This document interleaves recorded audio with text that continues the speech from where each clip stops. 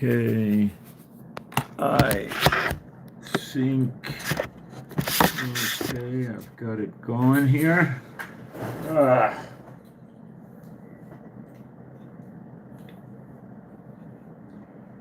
All right, this is Moshe coming to you from Israel in the Galilee, where I've lived for quite a few years.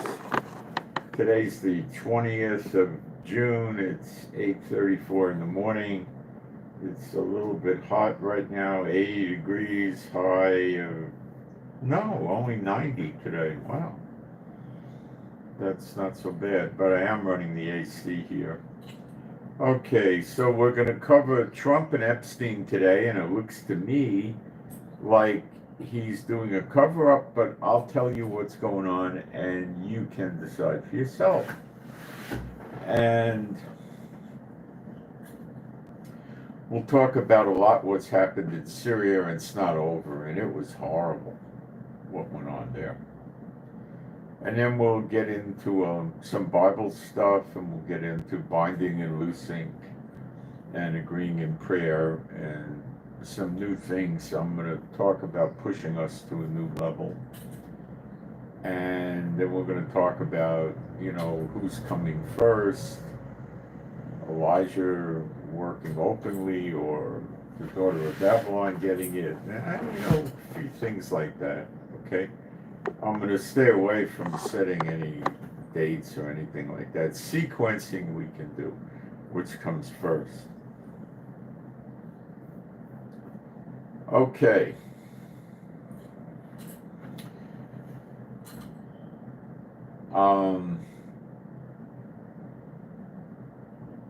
Let me go into the live stream and make sure we got a live stream, and then put a post up, which is quick, and then we'll move forward from there.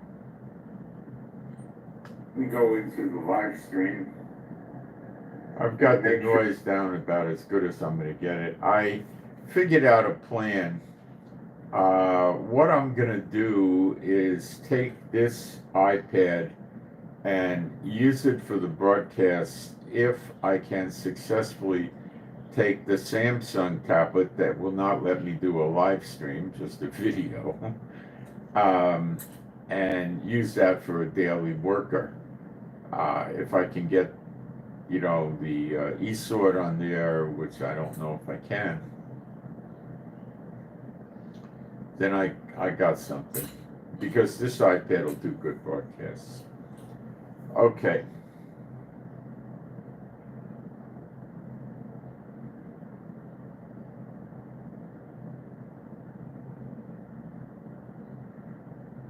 You got the privacy. What did I do? I made this a private video? I don't understand Privacy Shield. What are you trying to tell me? There's nobody, no, people are coming in. Oh, the green, yeah, somehow the green turned on. I just left it. I don't know how I turned it on, but I just left it. It looks okay, doesn't it? The green?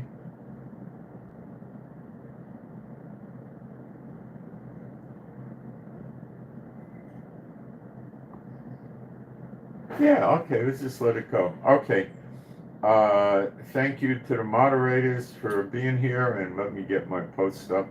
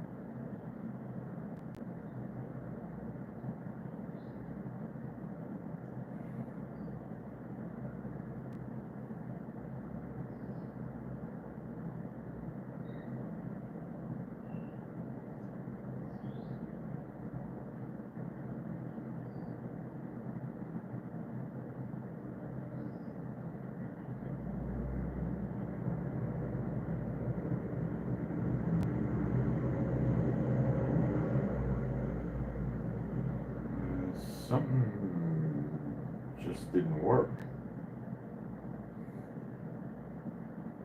I went to pin a message and it just disappeared. So is somebody playing with me over there at YouTube? What happened? Message retracted. How did I do that? Okay, I must have hit the wrong button. Let me do it again. I don't know how that happened, but I probably did it.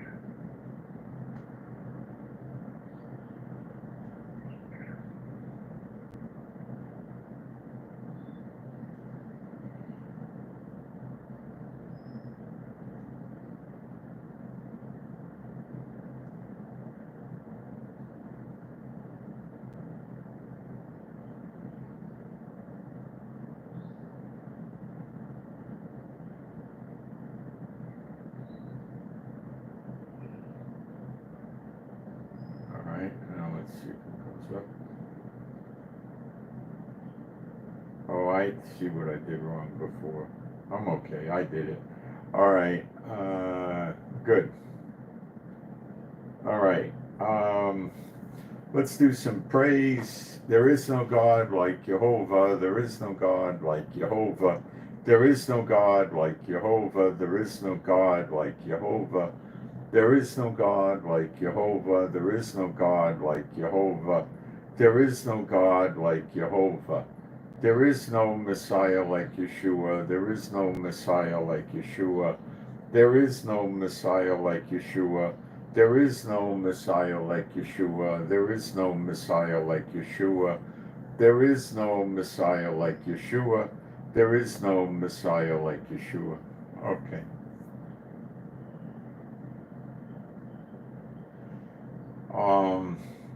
On the artificial intelligence front, one of the subscribers was telling me you could download Chat GPT, I think it's called, for free.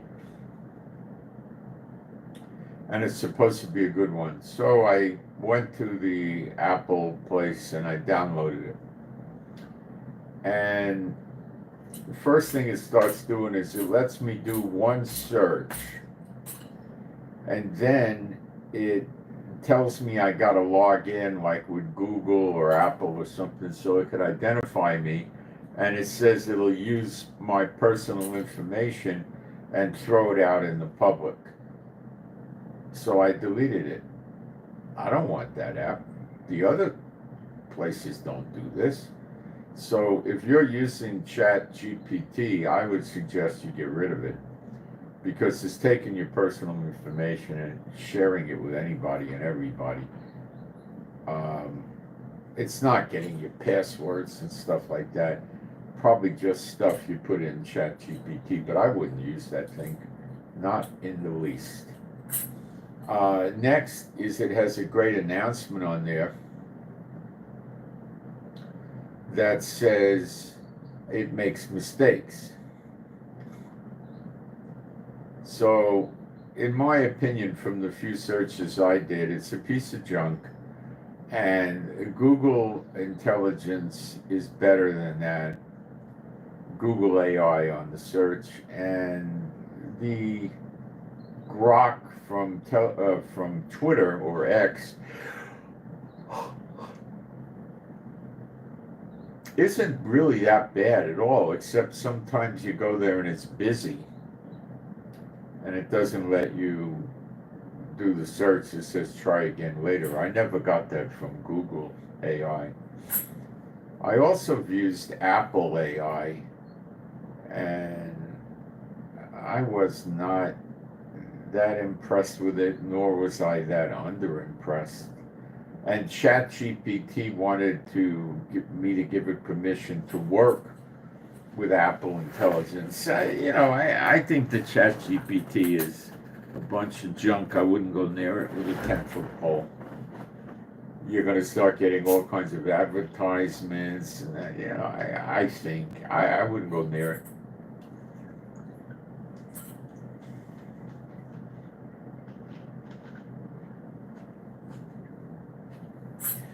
They're trying to figure out how to make money out of it.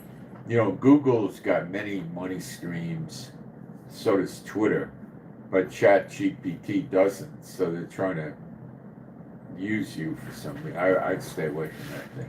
I don't think it was very good either. I thought it was pretty shabby. Okay, none of them do good Bible work because it's all garbage in, garbage out.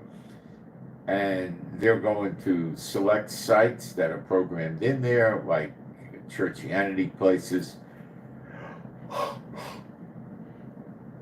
And they're giving you the various doctrinal explanations based on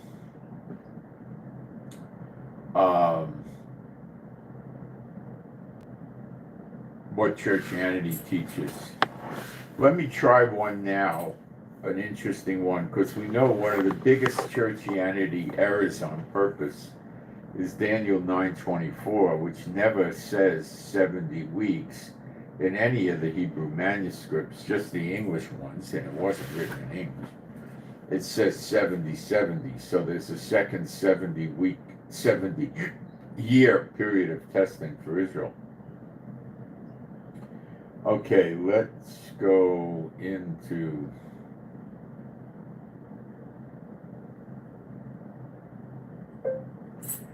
are there any translation errors in Bible Book of Daniel, chapter 9, verse 24?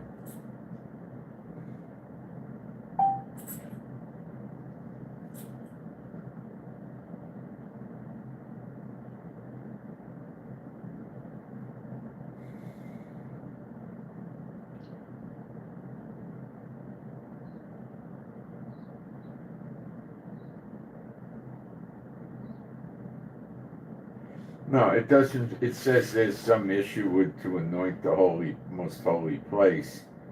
A lot of people say that's sure. It's not. It's the holiest of holies in the next temple. No, they don't even pick it up. You know, any of you that are doing Bible interpretation with AI are kidding yourself. Now, I will use it for other things. For instance,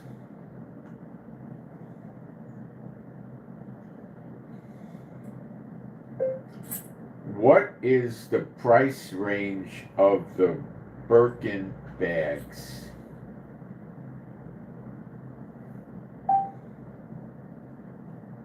No, it didn't take. Let me try it again. There was some error. I don't know. What is the price range of the Birkin designer bags?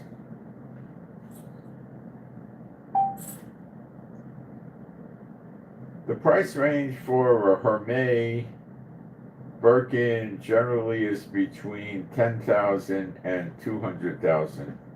Well, that's a pretty broad range, but yeah, okay. You know, I didn't think they had one for $10,000. For that, it can be good, okay? Let's try something with current events. I never did this before. Did the recent firing, whoops, not good, I had the wrong word, start over. Did the recent fighting in Syria stop, or is it still going on?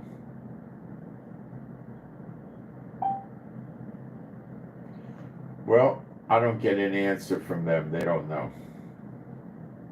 So Google Intelligence abstains from answering. That's the nasty trick they have.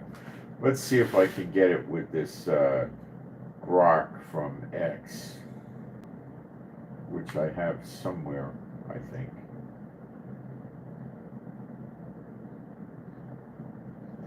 Hey Siri. Open grok. No, it opened. I don't know where the heck it was hiding, but it's open. Let's go to voice. Is the fighting in Syria over or still going on?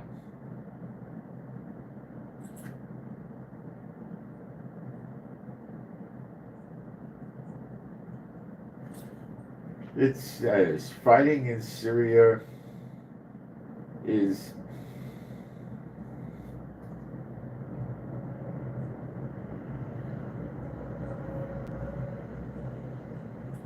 okay. We recovered from that. That was the lousy update to teach me a lesson that I have to listen to their updates. They pop the screen up and shut the live stream. Isn't it insane how they push you around with all these high-tech devices? You know, that's Satan doing it to make the people miserable. Have you noticed the packaging in the stores of just about anything you buy food-wise is so ridiculously difficult to open compared to the way it was years ago, you know? All right. So what I was saying is I'm not sure that the fighting really stopped. They're telling us that the Bedouins have withdrawn back to where they came from up in North Syria. There has been more persecution of Christians than they're letting on. This is being shut down. Now, Huckabee is mad at Israel for persecuting Christians. Some of the settlers in the West Bank damaged a Christian church, burned it, I think, or something, and Huckabee hit the roof. He's the ambassador to Israel from America, and he was also peeved about the church getting hit in error by I think it was an artillery shell in Syria. And he's threatening Netanyahu with labeling Israel as an anti-Christian country to some extent. Now, if he gets wind of what they do to the Messianics in Israel and how they're treated, he'll really hit the roof. He really will. But he may do nothing. Remember who his boss is spiritually. It ain't Jehovah, or he wouldn't be there. If it was Jehovah, Trump would never put him there. Let's get real. So it's the other side. He's with the dark side, you know.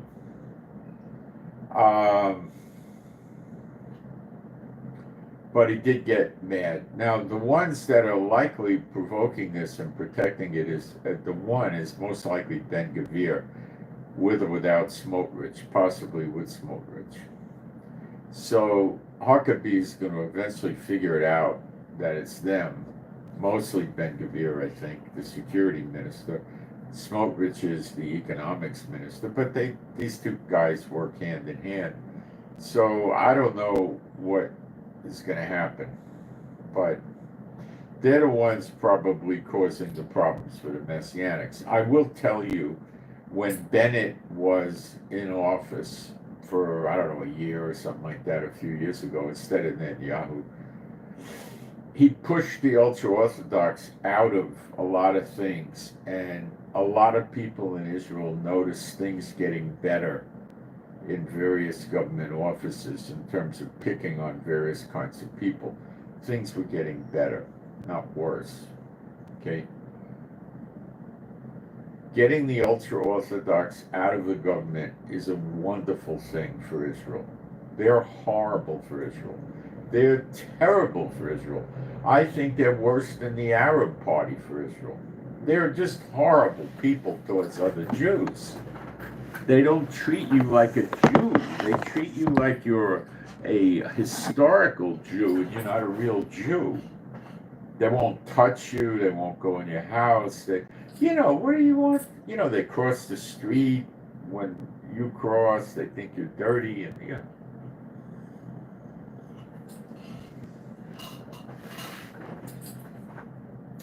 Unclean woman.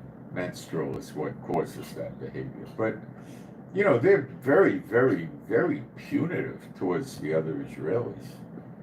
And they get away with it because they've managed to manipulate the government.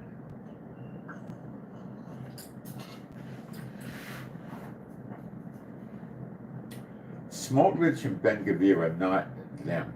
They're Orthodox, but they're Zionists. The ultra-Orthodox aren't Zionists. What's the difference? I'll explain it to you. The Zionist types want to get all the land back in Genesis 15 that God gave us in a covenant. It's a covenant, and God doesn't break covenants. It's a covenant, and it basically says from the Euphrates to the Nile. So, since I have this in my head, I'll tell you how much land that is definitively by naming the countries.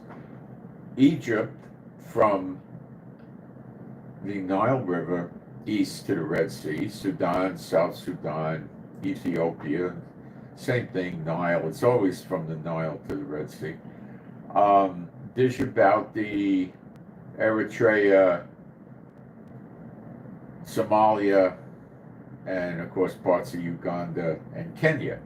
Then shifting over to the other side, it includes Yemen, which is a piece of land that's called Edom in the Bible. It's just going to be destroyed. Saudi Arabia, Jordan, Oman, UAE, Dubai, Bahrain, Qatar, Kuwait, Jordan, but part of Jordan, the middle and southern will be destroyed, or Ammon, northern Jordan alone. Iraq and Syria from the Euphrates River west to the Red Sea, you could say, roughly, sloppily, okay?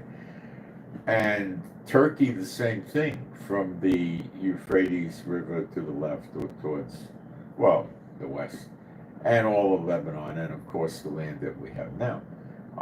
As a rough cut, it's about 100 times bigger than the land Israel has now.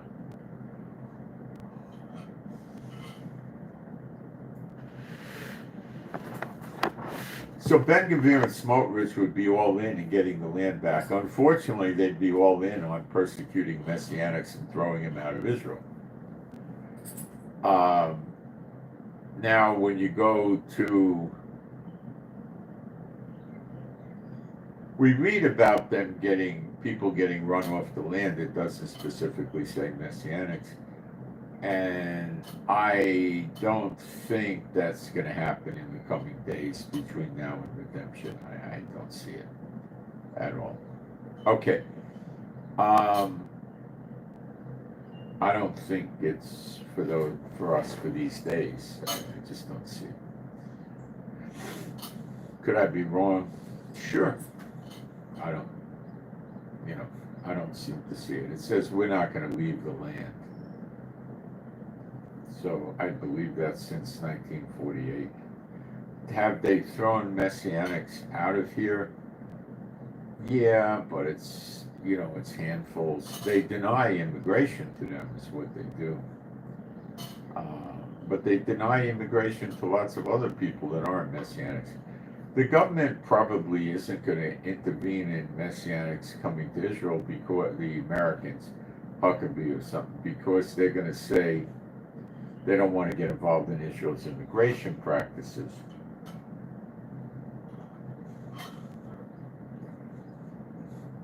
But if he gets the idea that the Supreme Court said they can't discriminate against Messianic Jews, and they do by giving them all a questionnaire when they apply for citizenship, and they ask them if they now or at any time in the past ever believed in Yeshua or Jesus, and they say yes, they refuse them immigration and make them go to court, and the court will always let the Messianic win because it's a Supreme Court decision, but it costs them a lot of money in legal fees, and it could take 3 years, but the court does let them stay here for the 3 years, and there are some charitable organizations that do take the case for free.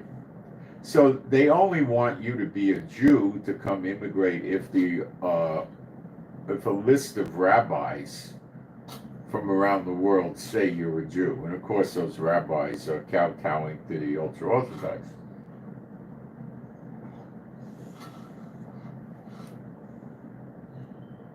And it's only an ultra-Orthodox rabbi that could declare a food processor or a store or a restaurant kosher. He's the only one that could do it. They won't let a Reform rabbi or conservative rabbi or any other kind of rabbi give out a certificate of kashrut, a kosher certificate. Only the ultra-Orthodox. So, and they charge a pretty penny. By the time you get finished with it, with all the different levels of declaring kosher, I think they run the food prices up 25 to 35%. And they ruin the food. They take the meat and they wash it. Then they salt it with big pieces of salt, quite heavily. Then they wash it again. Then they salt it again. And I don't know if they wash the salt off the second time or not. What it does do to the food, and I think these expire rabbis are laughing at us, it makes the food tough and it ruins the flavor. So we go and buy the meat in non-kosher supermarkets. It's much cheaper and it tastes much better. And the Torah itself does never state anything about having rabbis declaring meat kosher or not kosher, and salting the meat. That's a shanda, a shame. It's Yiddish. What they do, there's a salt covenant for the meat offered to the Lord on the altar, not for the meat you eat. You're supposed to just let the blood run out of the meat on the floor. You don't wash it. Now, they don't follow the Torah for these things. They follow the Talmud, which is a book that they wrote. They say that Moses gave the Jews the oral law, and the written law was given to the heathen, so they wouldn't know what's really going on. But then they took the oral law and wrote it down in a series of books called the Talmud, which you can buy. So their argument is kind of squirrely. It doesn't make sense at all. And they contradict the Bible heavily. So they take the salt covenant and seem to apply it to the people, which is a very bad thing to do.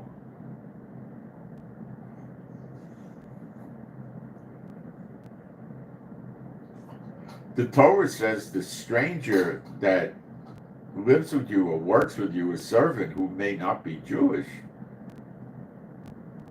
should be observing the Sabbath too. You don't give him or her any work to do on the Sabbath, nor do you work an animal, but you have to feed your animal and water your animal on the Sabbath, okay? Just like you're going to feed and water your children on the Sabbath, or an infant or a baby, right? So they have what's called the Shabbat Goy. They teach them that it's okay to have the heathen work for you on the Sabbath. They also teach them that it's a shanda, it's a shame, it's a sin to have a goyim, a non-Jew, observe the Sabbath. So they insist that if they do have a non-Jew in the house, that the non-Jew breaks the Sabbath in some way every Sabbath, like put a light on. Well, putting a light on does not break the Sabbath, but they teach it does. The Sabbath says you should not kindle a fire on the Sabbath. In other words, you don't start a fire. Okay? Kindle means to begin or initiate or start a fire. Okay? Now, if you were living in a mud hut made out of rocks and mud, and it was cold and it was 43 degrees outside, and you had an infant that was 2 months old, are you supposed to sit there without electricity in the old days and just let the baby be cold all Sabbath? Gee, that would be a great Sabbath for the baby, wouldn't it? Shivering, blue lips, frozen. you know, and what about the mother trying to keep the baby warm all Sabbath? You know what I'm saying? So you start your fire before the Sabbath and you bring your firewood in. You don't gather your firewood. And then when your fire goes down, you toss another 1 or 2 pieces of firewood on the fire. You don't sit there and shiver all Sabbath, but you don't go out and pick up the wood and work to start the fire either. But did God intend us to sit there in a rainy 40, 45 degree day in a dirt floor with carpet on it, maybe, or wood, or I don't know what, unheated, uninsulated hut or house, and just stay cold and freezing all Sabbath? I don't think so.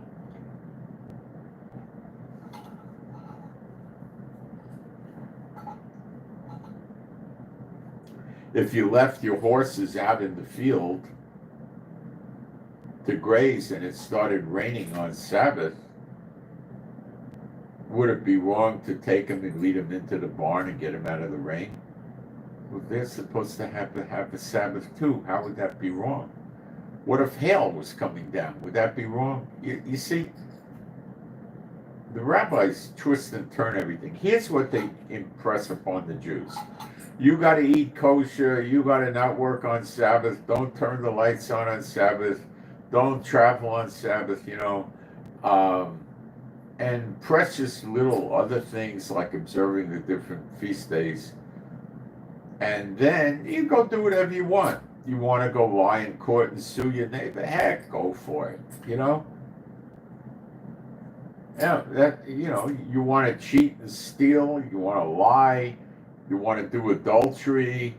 I've seen this. These people do all these things: adultery, suing in court, lying, cheating, horrible business practices, deceitful, ripping people off and scamming people and what. And they observe some of the things in the law. Of course, the weightier things of the law they don't do, but they'll observe the feasts and kosher and the Sabbath. Kosher's not in the law, but they'll do it. Okay?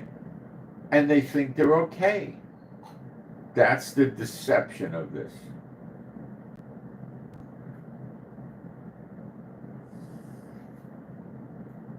They're not okay. But they think they are, because they're being led to think that way by the Talmud people, to keep them in sin. They want to keep them in sin.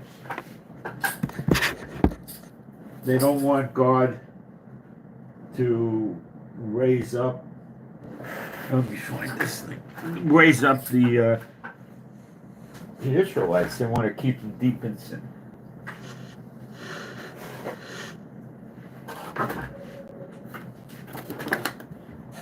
It's sad, but that's their purpose, that's their job. And I talk boldly about it, and they're coming after me. I don't care.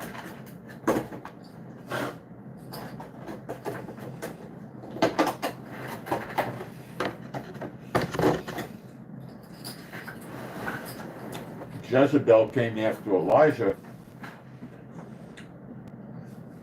How'd she wind up? She wound up like the can of Purina dog food.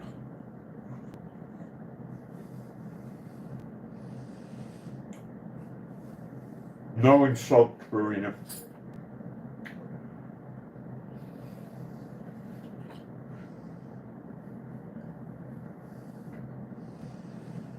Okay, so Israel is talking about raising a few battalions of Druze Special Forces soldiers in Israel,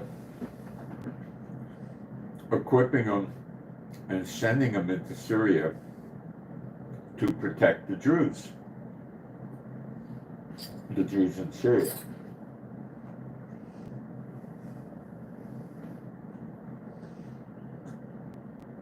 And they're going to get air support from our jets.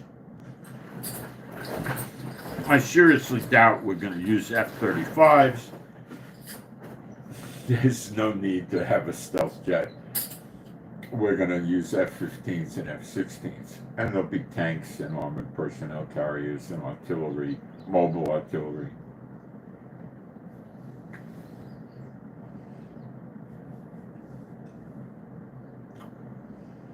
The Bedouins looted many houses. They took their refrigerators, appliances. They took their livestock animals, goats, sheep, cows, whatever they had. These are vicious people. Vicious.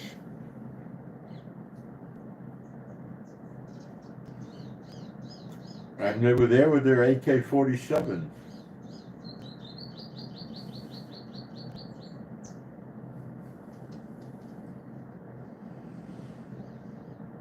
The gun of choice for drug cartels, criminals, terrorists, horrible people. It is a good gun, though.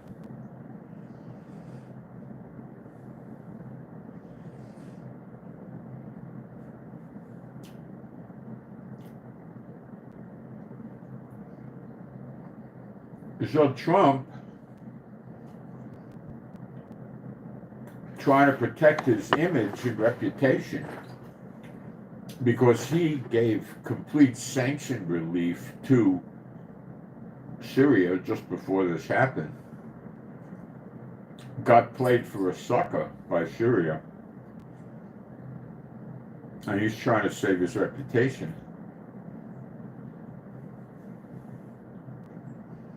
So he did this make-believe ceasefire.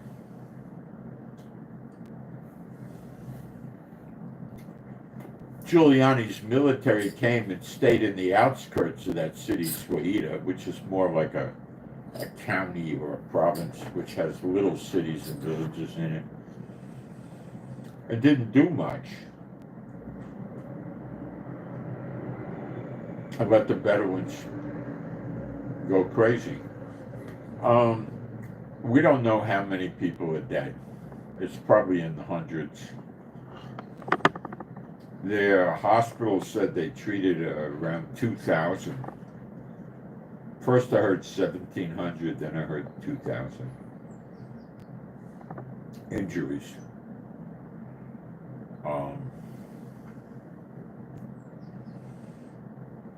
I have not heard of them raping the women. They were shaving the mustaches off the Bedouin, the Druze men. The Druze in southwestern Syria, under Israeli protection with our military there, nobody bothered to mess with them.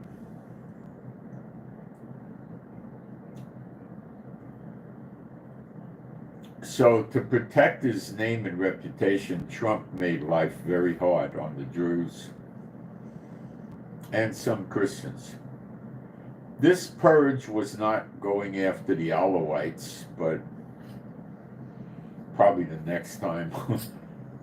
So I don't know what this problem with Giuliani is. He's very transactional, if you get my drift. And he is not a true believer in Islam. Come on, he's an espot. Transactional equals espot. He, I don't know, the part maybe he's preaching to them, well, if we purge these other, impure, infidelish people out of Syria, Muhammad will bless us or whatever, I don't know what he's telling them, what he's trying to do. He might see these other people like the Druze and the Alawites as a threat to his regime, as in wanting to overthrow his regime. Now that lends itself very well. Excuse me. Yes. Yes.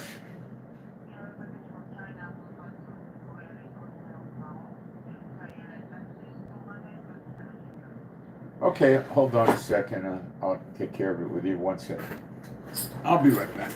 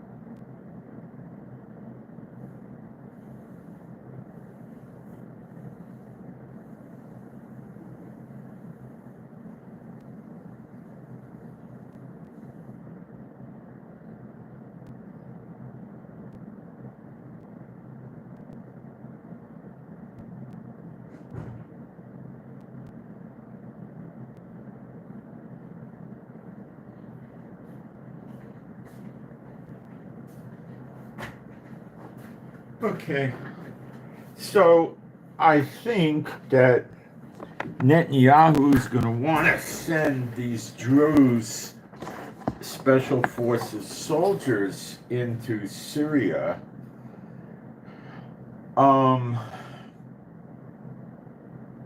with the fighting stopping, to sort of protect the Druze over there, which is basically stealing land from Syria, or what we would prefer to call it annexing land from Syria.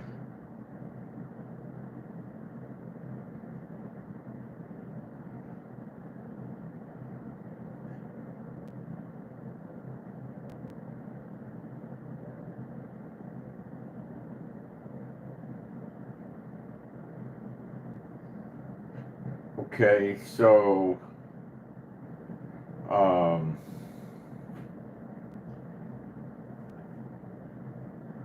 if that happened in a time of war, if they were still fighting and they rolled in, it would be full combat. Now, as you've heard me tell you many times, Jordan has not chimed in, but Jordan would by necessity need to be in the siege of Zechariah 12, I'm rather certain.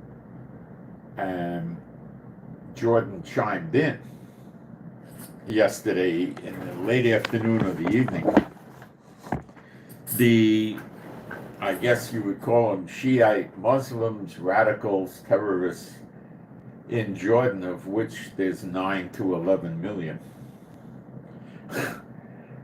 said that if Israel gets involved or intervenes in Syria again, they're going to immediately march into Syria from Jordan and go against Israel.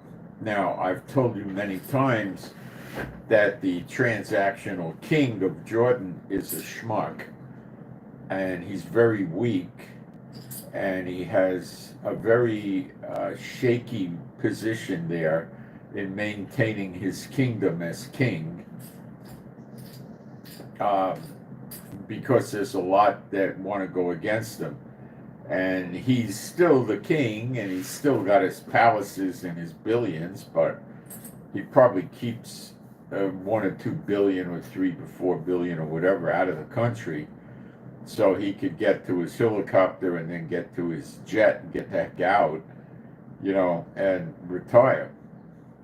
See, the country to them, it's like, let's say you live in America and your father, let's say your grandfather started a little market in a nice neighborhood of wealthy people, and it's an 1,800 or 2,000 square foot market, and you sell beer and wine and ice cream and newspapers, and you sell some fresh vegetables and fresh fruit, and you got canned goods and a little bit of frozen goods and fresh breads and stuff like that.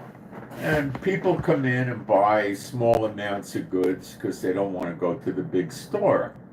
And you're very close to the neighborhood, and you keep your prices at a generous level, and that's your business. You know what I mean. You sell candy to the kids, come in and buy candy and cold sodas, that kind of store.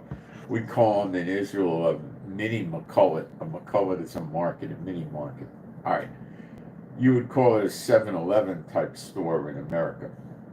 But these are in residential areas. They're not with gas pumps, so they don't pump gasoline. Okay?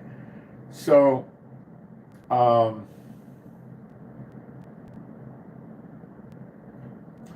what happens? The grandfather gets old and wants to retire, and he gives the store to his son. And then the son gets old, and then he gives the store to his son. And they pass it on as the company's store. Well, my friends, if you are my friends, I don't know. A lot of S-bots come in here and hate my guts, and they're here to do everything bad they can against us, all of us. But we're going to address that in a little while. And they won't like it, and they could run away. It doesn't matter. God already knows who is here. This handing the country down like a company store is Kuwait, Bahrain, Qatar, UAE, Oman, Jordan, Saudi Arabia, not Syria so much. Well, Syria was that way, but it came to an end, I think. Lebanon is not that way. Turkey is almost that way, but not quite. He's been rigging elections to stay in office, but he doesn't call himself an emir or a king or a sheikh or any of that nonsense. They just lost, as in death, a prince in Saudi Arabia. Apparently, we never heard about this guy because he was in a coma from an automobile accident for 20 years, and then he just died. They kept him going for 20 years. I don't ever remember reading about that until he died, but who knows? He might be the brother of the one that's took over from the father that's running Saudi Arabia. Now, this kid running Saudi Arabia is pretty much a zero. I mean, he's a loser. He's fearful, doesn't know what he wants, and stuff like this. So, what I noticed last night when this thing was going full steam, with the Bedouins killing the Druze and taking them prisoner and robbing them, and people going off roofs and balconies and all the shooting, is Netanyahu and Trump just stayed still and kept their mouths shut. Now, this is a spiritual lockjaw, and it's a side effect of tossed salad.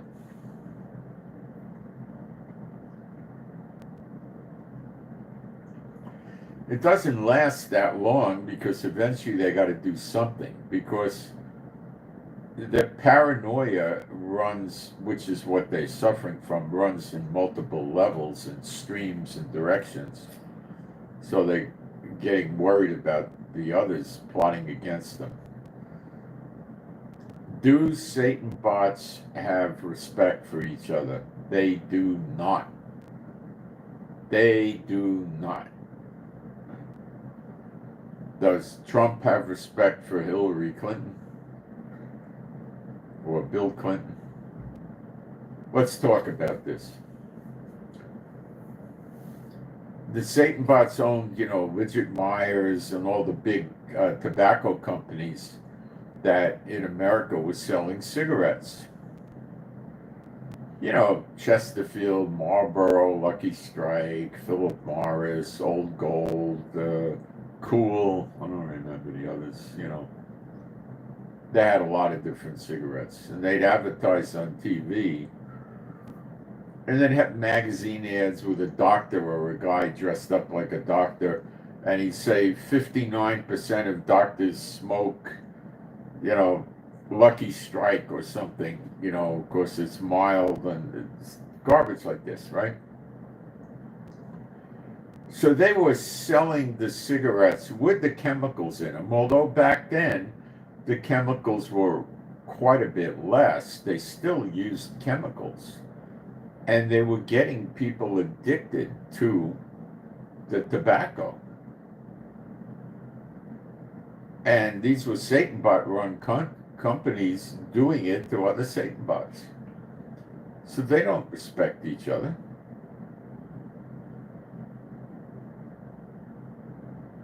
Now, they tended to leave the pipe and the cigars alone.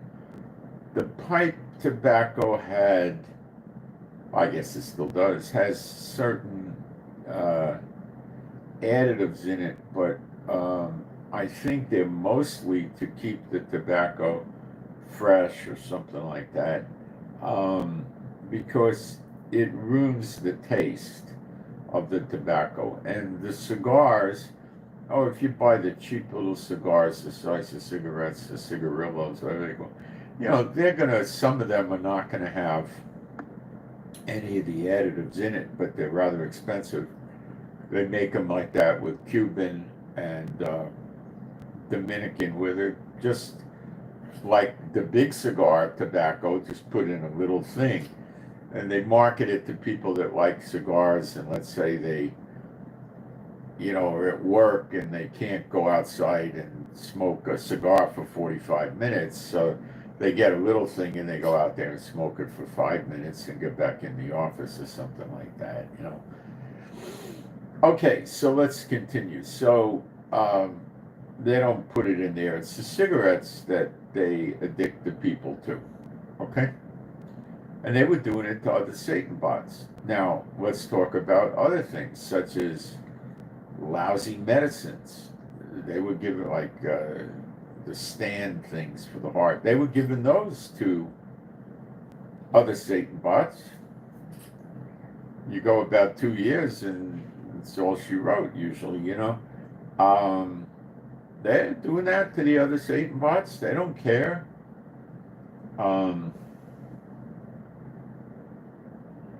Many things. They take terrible advantage of each other. So Satan bots are not loyal and true to other Satan bots. You might think that's what it is, but it ain't. And when they see weakness, like you're toss-salading a certain Satan bot, the others that have not received the toss salad will move on him and say, well, there's something wrong with this one. He no longer has an unclean spirit in him, or they would refer to it as a god or something. So he must have fell out of favor, so I'll just move on him and take everything he has away from him. See, that they get scared and paranoid. So they will make moves.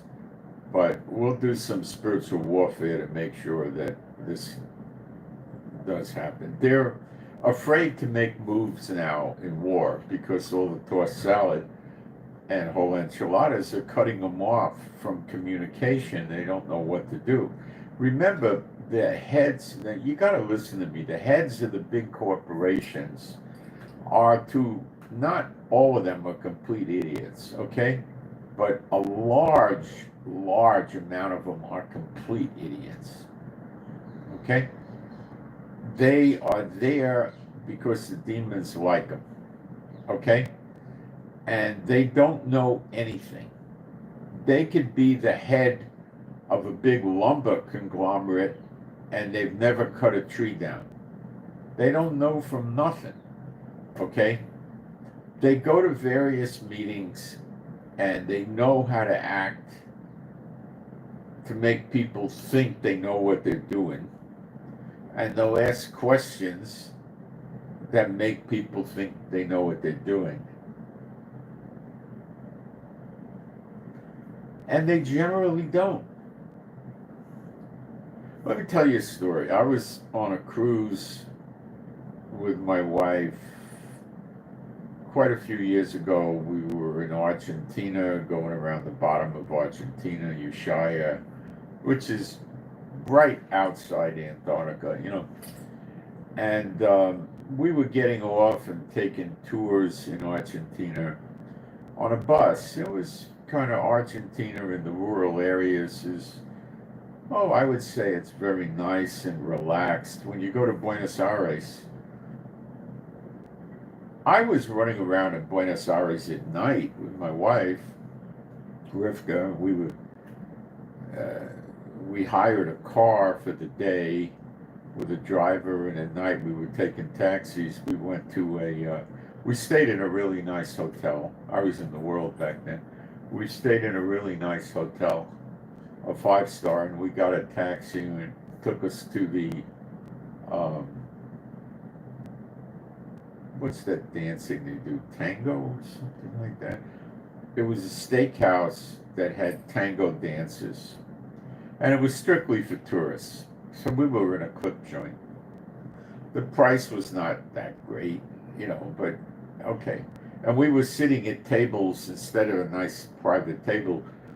You were on a table like a high school cafeteria where there's lots of people sitting next to each other, you know, a plastic table, you know, that kind of thing.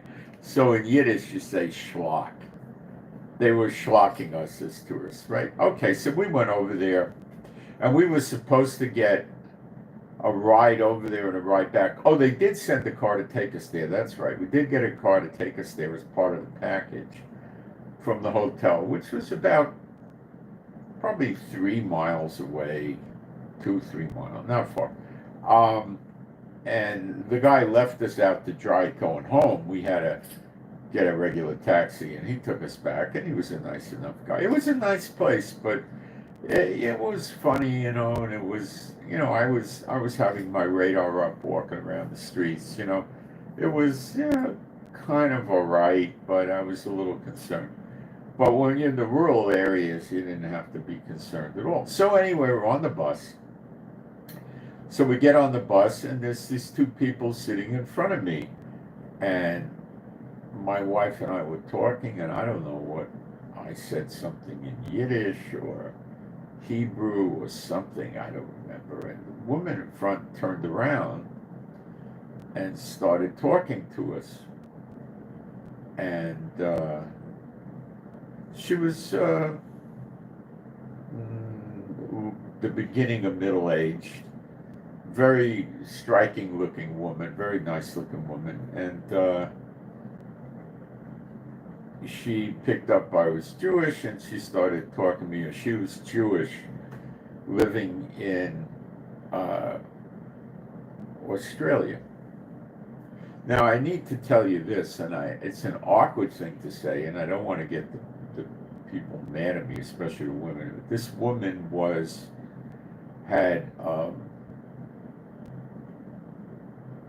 she was an extremely beautiful woman that had started to age, and she was getting, you know, fat deposits in the wrong place. But you could tell when she was younger, she was striking, beautiful, right?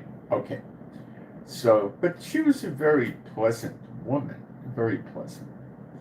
So she was talking to us about the Jewish community in Australia, and she was glad to meet Jews, and, you know, we were talking about Israel, and we banged into him a couple of times on the cruise. Now, our husband didn't want to have anything to do with me. Straight up S-Spot, straight up, okay? Full strength S-Spot. So he married her, and she was not an S-Spot. He wanted her because I believe she was beautiful.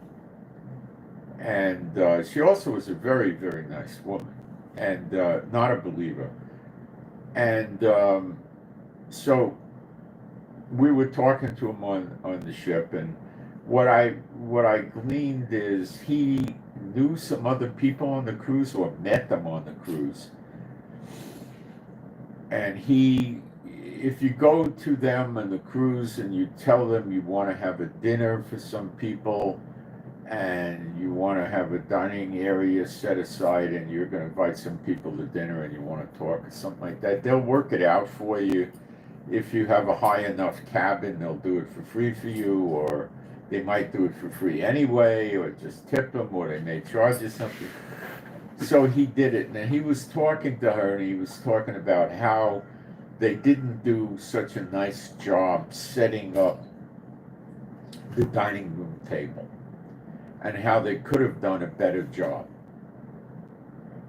Now, maybe it also included serving the food. So what did I glean from this? You see, I'm going to put this together with you, okay? The heads of these corporations are very good at entertaining. That is very important to the Satan bots, entertaining.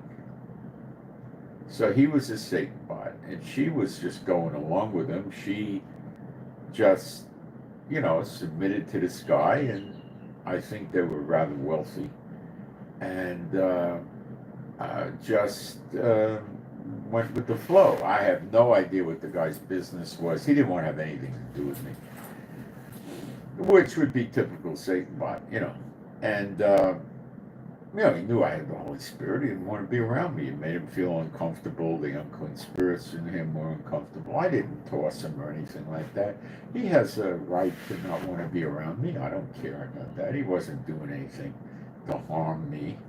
I kind of felt sorry for her, the wife. She didn't know what she got into. They had children. They had a life together. Whatever. He seemed pretty pleased with her. So the thing is that it's very important for them to be a good host.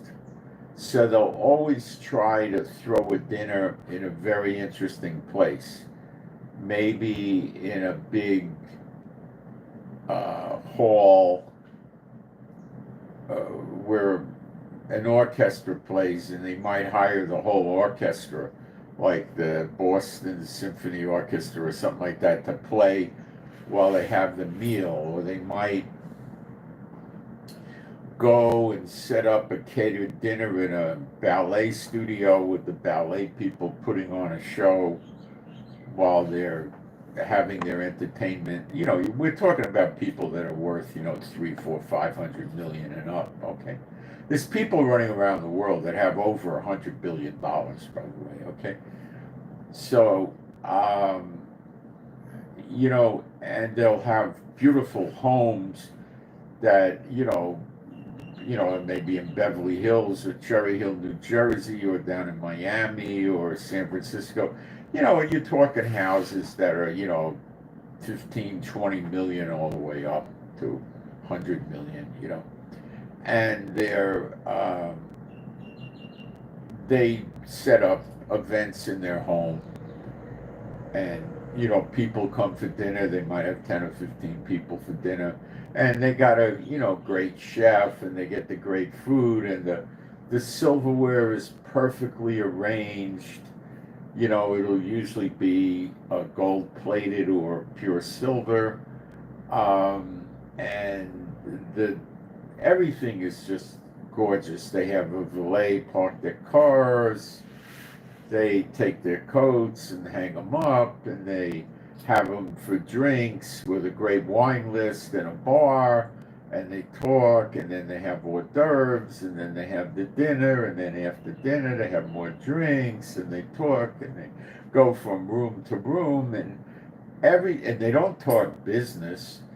And, everything is supposed to be perfect. The dinner is great. The house is decorated perfectly. They're dressed right. And the conversation is not imposing or anything like that. It's just social, and that's it. And that's how they evaluate each other, what kind of a host they are. So they do that with their yachts too. They take their friends out on the yacht, and the yacht might be tied up at a dock in LA or San Francisco or something, and they put them on the yacht, and they might eat at the dock, or they might take them out, on the water, have musicians play, and then have a dinner, and then bring them back. So it might be 5-hour experience or something like that, right? And again, it's all how good of a job they set it up. And this is sheer schmuckhood, okay? So the wrong people that don't know what they're doing, they don't know their knee from their elbow in terms of the business. They go into the factory, they don't have a clue. These are idiot bureaucrats. And I tell you they're idiots. I've met some of them. They're idiots. Okay? They're really idiots. And they run around and run companies. And they sit on multiple board of directors. The way they corrupt it is they're on the board of directors of, let's say, a paper company, and they're on the board of directors of another company that makes furniture. So they'll have this big furniture company buy all their paper goods from their other company, the paper company. And that's just a very silly, immature example of it, because paper is very cheap. But that's how they work. They got a big construction company that makes airports and train stations and stuff like that, right? And then they got another company that makes concrete, so they buy all the concrete from each other. They sit on the board, the board of directors. That's how they corrupt the companies, and that's how they embed themselves deep into the companies. They can't get rid of them because they sit on multiple boards, and they're directing business within all the companies that they sit on the board on, so nobody wants to get rid of them, because then they're going to lose the source of supply at a good price from the other company and stuff like that. So when I tell you these people are predominantly morons, they're morons. They're really morons. I got to meet the chairman of the board of Coca-Cola once. I spent a little time with this character. He was not a moron, okay? He started working at Coca-Cola as a kid, a grunt, moving boxes or something. And I don't know, he was either a Satan bot when he started, or somebody introduced him to the demons. He became a Satan bot, and they let him become chairman of the board. Now, what does Coca-Cola sell? Pure crap, okay? Let me explain. They take water, they put carbon dioxide in it, thus making carbonic acid out of it, right?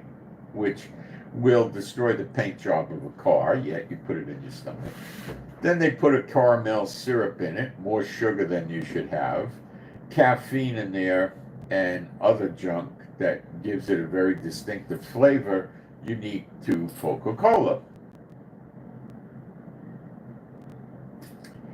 And they sell it at crazy prices. Then they have a diet version, they got a low caffeine or a caffeine-free version, and they might have a high caffeine version. I don't think they do that.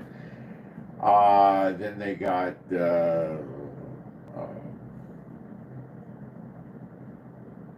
different flavors, cherry Coke, regular Coke, this Coke, that Coke, What do they sell? They sell junk. Coca-Cola sells garbage. What is there to learn about Coca-Cola? I just gave it to you. You probably have to get involved with the price of sugar, the price of caramel, the machinery and the shipping and the cans and this and that. And believe me, a high school graduate could learn this in probably a month, you know.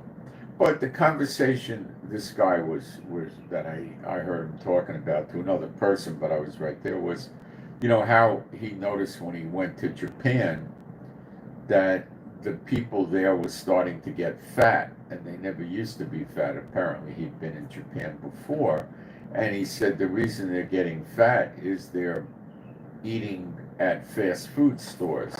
In other words, fast food places were opening up in Japan, and the people were going there and eating garbage food and getting fat where they never used to be fat. So that was, I felt the guy had some brains to see that. Of course, he's in the business because these fast food stores were selling his expensive syrup.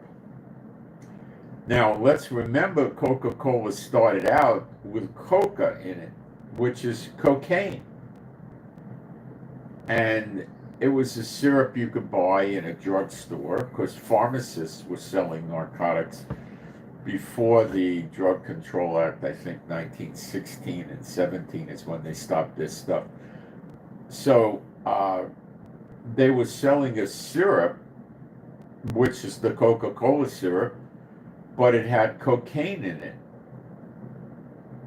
Yes, cocaine. Okay? So the people would buy it for menstrual cramps. If they felt fatigued, they would take a tablespoon of cocaine and put it in water of the Coca-Cola cocaine. Yeah, it was.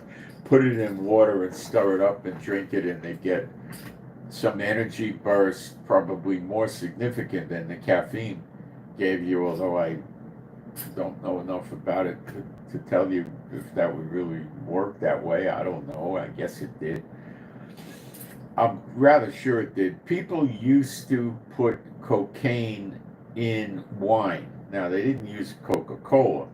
They probably put the actual cocaine powder. Pharmaceutical cocaine is a powder. They also make it as an injectable liquid. I think a lot of different people use it. Plastic surgeons use it, and probably other surgeons. The dentists tend to use Maricane and lidocaine and that kind of stuff instead. But okay, so in the high altitude places like in Peru, or it's over 10,000 feet, people chew coca leaf, which is the source of the cocaine. They, I think, boil it out of the leaf or something like that, right? They don't go to a coca plant and shake it and the powder comes out and they mix it with distilled water and then inject it. No, they don't do that. Okay, they get it out of the leaf, I believe. So they chew the coca leaf, and it helps them with the high altitude, and they chew it when they work, and it stimulates them. They probably get some level of habit or addiction from it, but they do it, and the government looks the other way. For tourists, they have a coca tea, a cocaine tea, and I spoke to a guy I knew that was a doctor. He had gone down there on a business trip, and he said he took it back with him. Being a doctor, he was able to travel with the stuff if he wanted to. I guess he wasn't worried about it. And he said, you don't get any euphoria from the tea at all. He said, but it works with the altitude sickness. It's called hypoxia. The altitude, the air is too thin. You start getting like headaches and you feel tired and sluggish and you want to go to sleep and stuff like that. So he said, yeah, the tea helped, and it didn't give him any euphoria or anything like that, you know. So they sell it there, but if you take it with you someplace, you could probably get into serious, big time trouble, you know. They don't try to get the tourists involved with coca leaf, but I imagine if you were there and you rented a car for the day with a driver and you said, hey, where could I get some coca leaf? He'd just zippity-doo, I'd take you to a store that sells coca leaf, because you're not going to get in trouble with the coca leaf over there. But the problem is they don't want you taking coca leaf outside the country, because then you could get in trouble and, they get blown back. So the bottom line is that the idiots, the companies of the world are run by these idiots. Now, the countries of the world are also run by similar idiots. I'll tell you a case in point. Let's talk about two governors in California, Ronald Reagan and Arnold Schwarzenegger. Ronald Reagan was a pure dumbbell. He was an actor. One of his big movies was Bedtime for Bonzo. Bonzo was a chimpanzee, and he was in the movie, and he was treating the chimpanzee like a child. It was for children, a movie for children, I guess. Kids would have thought it was great, But Reagan was a dummy, and they put Reagan in as the governor. He didn't come up in the ranks. He wasn't in the state legislature. He didn't work as a mayor. He just went right from Hollywood to governor. Well, Hollywood runs California to a good extent, but they did back then. So they get him in as governor. And then what? They run him for president around 1980 or something, and I can't remember the exact year. They get him in as president. Ronald Reagan, president of the United States, with his cowboy boots and what was his wife's name? I can't remember. And she was all into Baryshnikov, the ballet dancer, having him at the White House and dancing with him. And, these people are blithering idiots, Now let's go to Arnold Schwarzenegger. When you look at Arnold's wife that he divorced from the newscaster, you get the idea that he was very transactional. Because he was. Very hard to believe. It took me years of wrestling with it. But I do believe he was transactional heavily based on who the wife was. And it's not very difficult to understand how transactional of a person that wife was. So, moving along, they put him in as the governor of California, and they had to build him a special hut that was probably the size of an outhouse outside the government building, where he would go and sit down in there and smoke his cigars. So apparently he had an addiction. He would smoke his cigars there during the day because he couldn't smoke in the government building.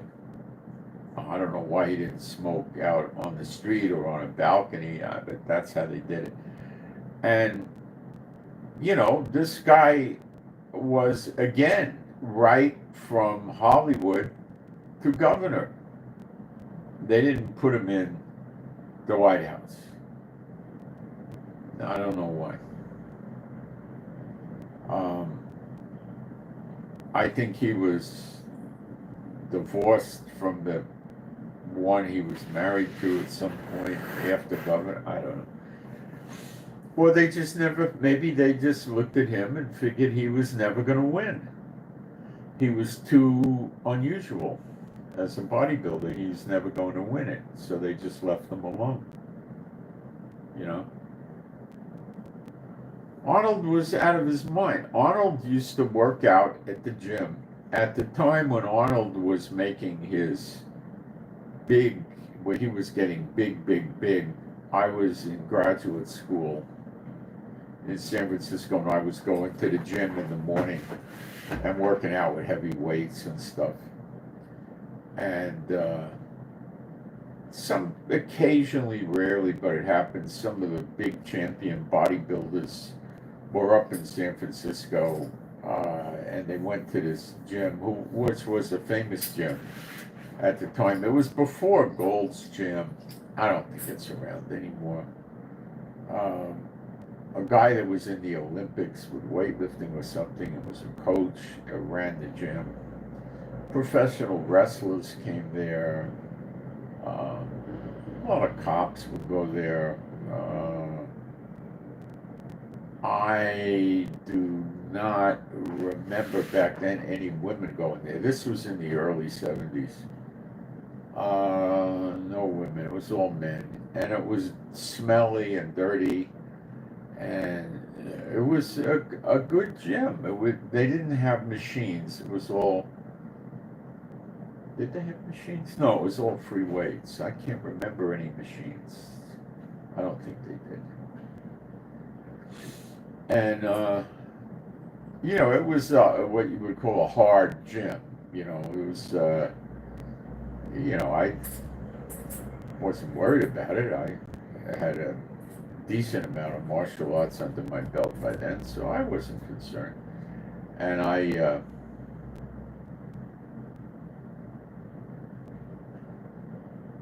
enjoyed my time there, but, I used to follow Arnold. In the media, the magazines and stuff. So what Arnold did with this other guy, a short guy who used to be a boxer in Europe and became a chiropractor, and I understand he was a crackerjack chiropractor. He's dead now. But I understand from somebody I knew that went to this guy as a chiropractor that he was really good. After his bodybuilding career, he went to chiropractic school. So these two characters worked out together, and they would do the exercises in the gym like they would do a set of bench presses. So they would normally do 8 to 12 repetitions with whatever weight they were using. But I understand, and Arnold never wanted this to get out, that Arnold was able to bench press about 500 pounds. This character was taking so much steroids. Just for, I would say every single day, this guy was injecting testosterone and at least one other dangerous anabolic steroid. Testosterone's not that dangerous in moderation. It's not dangerous at all. But he was not doing it in moderation.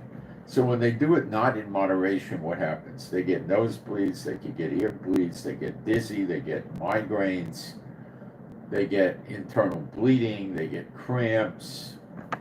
It's bad.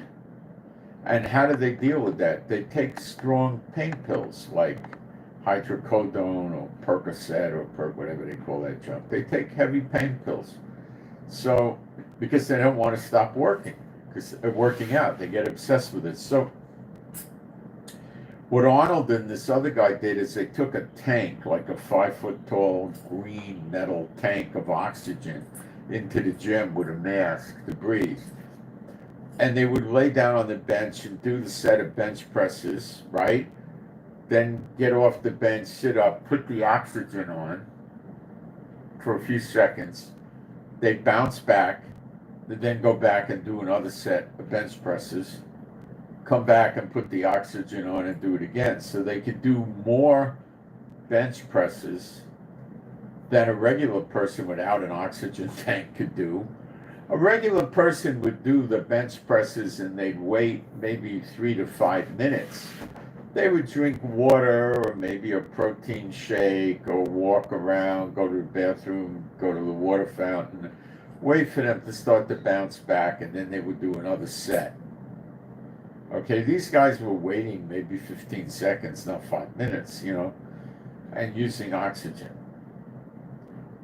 Now, in my opinion, that's an abuse of oxygen. But this character, with all his perverted movies and all his, made it as a governor.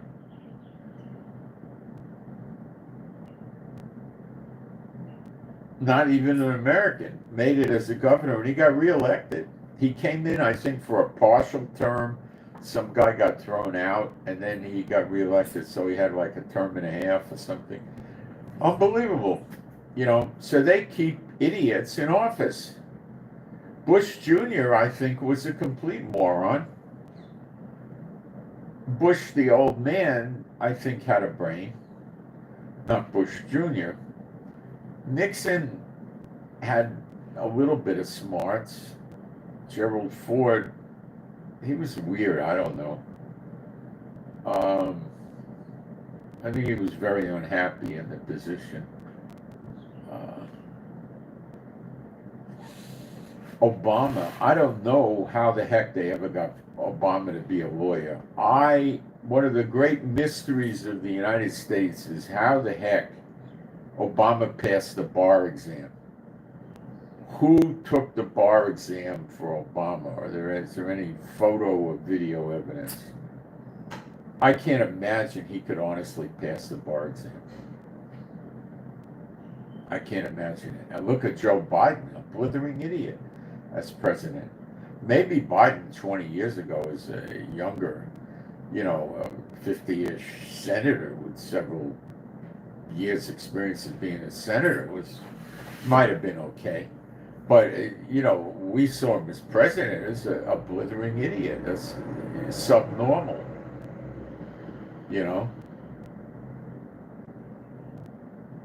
If he was in school, they'd leave him back. Forget putting him on the short bus. They wouldn't even take him into school. He'd have to go to a special school on the short bus. President. Kamala Harris. She had a brain, transactional one, but I don't think it had any street smarts or anything about it. So they put nincompoops in the corporations too. And they're just morons. That's one of the big reasons why the corporations make, they'll go out and they'll do $18 billion in sales and they'll turn a profit at 2%. If you went and opened up a small business and tried turning a profit at 2%, you'd go out of business. You'd say it's not worth it. You're probably going to make 30 to 60% of your, as a profit margin. These guys run these big corporations and they're proud. They turn out 1 3/4% profit, 2%. Now, when you got billions and billions of dollars of transactions, it adds up. But these are dumbbells running these companies. Nobody realizes that. But they're idiots, and they're running all the corporations and all this stuff because it's the demons. The demons like idiots because the idiots don't know what to do, and the demons run them and control them and tell them what to do. And then along comes us, and that stops. And it takes a little time, but we're throwing monkey wrenches in the gears, and it ain't going to work for them for long if we stay with it, which we need to. And it will fall apart because these people are just gross incompetence. And that's why the leaders get lockjaw. Okay, somebody posted a 7.0 earthquake in the vicinity of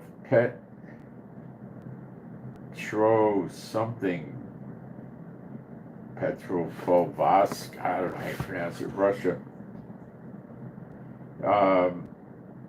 No, it was a 7.5, not a 7.0, a 7.5. That's getting to be substantial earthquake. I don't think that Russia has any serious degree of seismic standards, so a 7.0 could be causing serious damage.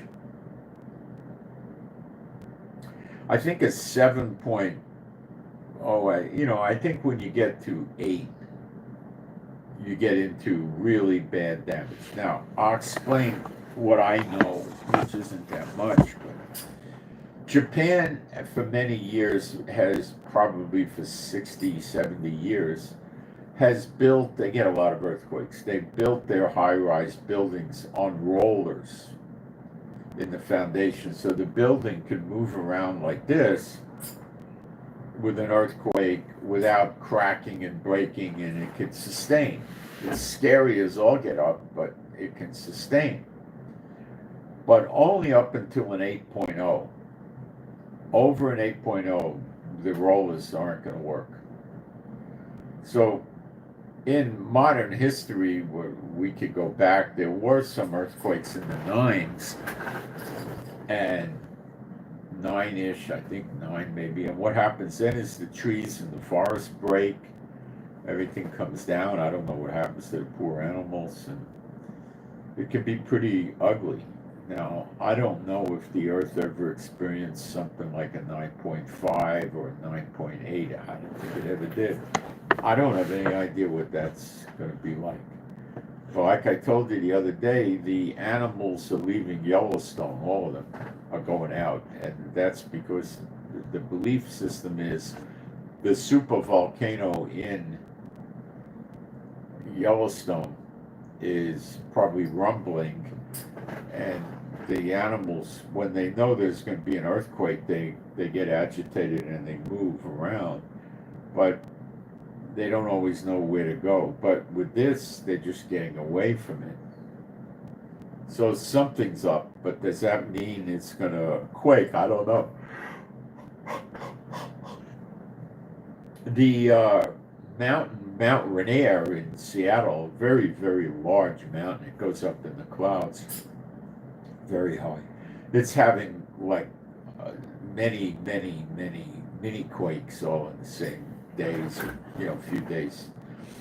And they're thinking that Mount Rainier has a volcano in it and it might erupt. I don't know. I know in Mark 13, as signs of the end times, we see columns of smoke, which is volcanoes. So Trump and Epstein is very suspicious. Trump says he's going to release some Supreme Court papers on Epstein, but Trump's not going to release the travel logs from Epstein's jet plane, because a lot of people were saying that Trump appears on the airplane travel logs going to Epstein's island. So to make it look good, Trump is suing the Wall Street Journal and some other entity by saying it's a falsehood to say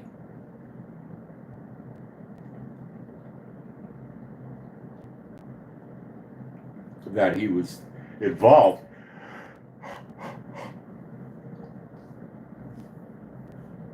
If Trump's name on the aircraft manifests as being a passenger to Epstein Island multiple times, gets out, the impeachment of Trump would be kind of mandatory, just about, right? And they would get him out for poor character or something like that. Could be, don't know.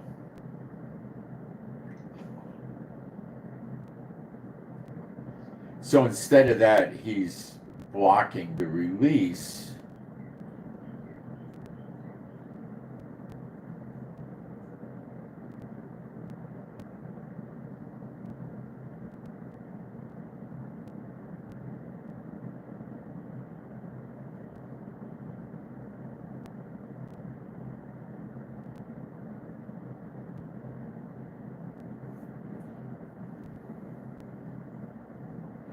So Trump ain't releasing those logs, and he's coming up with cock and bull stories about this. And okay, now we got a second 7.5 earthquake. The tsunami warning is, of course, going on. Possible, or I guess it's saying tsunami is possible within 300 kilometers of the epicenter. The Earth's a rocking. Yeah, it is.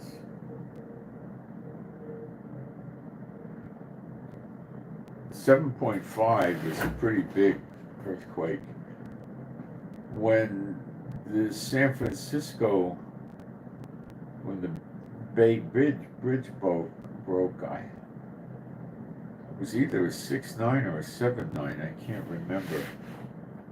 I remember going through it, but I don't remember which. Probably a 6.9. It broke a overpass too. I remember seeing the overpass break. I didn't watch it actually break. I came by and saw it, and it's broken for a minute after the fact. Um,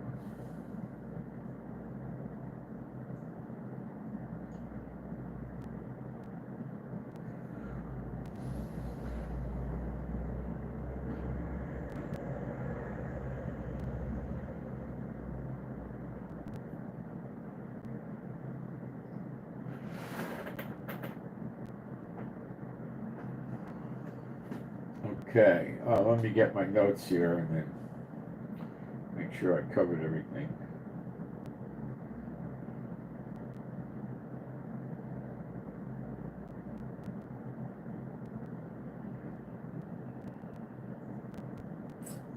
Now remember, America's getting lots of fires. I'm putting them up on my Telegram. If you want my Telegram, send me an email and just write in the subject header Telegram. I'll send you the invite link. I do believe you need to download the app, which is called Telegram Messenger. It's free. Telegram's free. It's all free. It's rather secure, and that's it. So, but you can get the app Telegram Messenger in many places. It's easy to find it. So that's up to you. Okay, so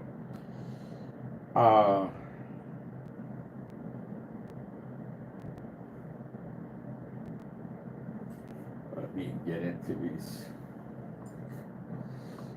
My eyes. Okay.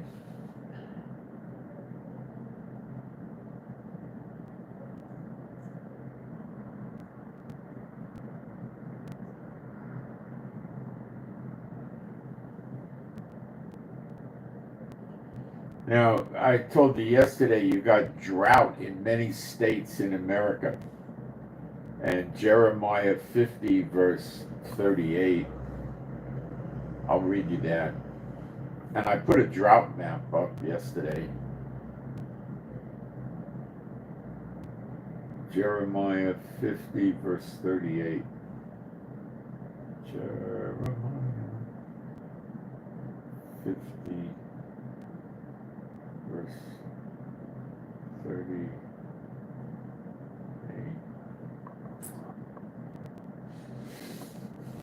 A drought is upon her waters, and they shall be dried up, for it is the land of graven images, and they are mad upon their idols.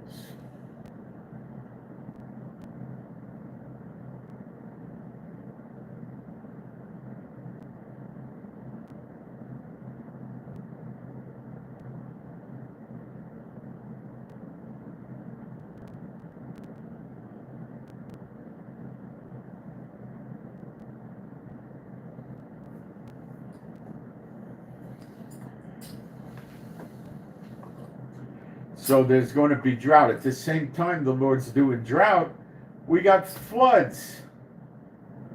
And we got fires.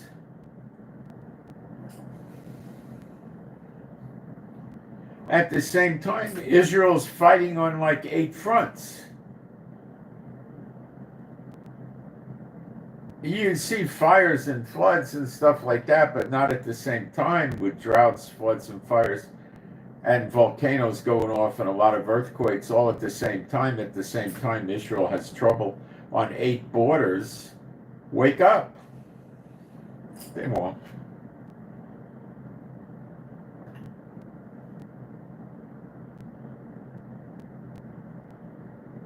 So Mount Rainier had an earthquake swarm. And how many tremors did they experience in a few days? 800.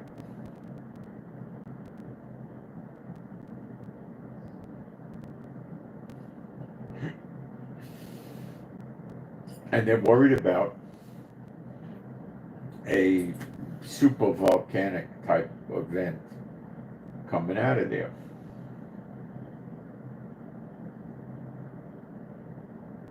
We got a prayer request for EB Echo Bravo, EB Echo Bravo, EB, that Jehovah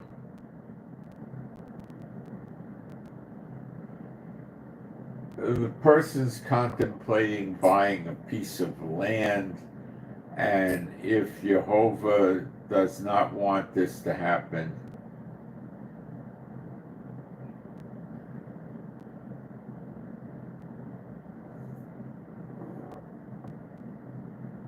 if he wants this to not happen, not buy a piece of land, then he shut it down. That's for EB.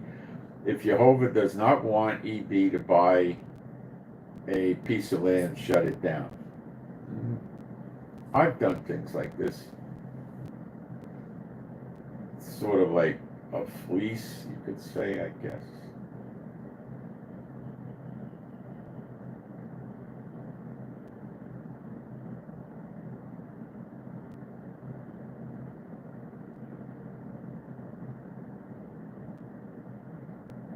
The drought is mostly in the western states of America, north and south, the west.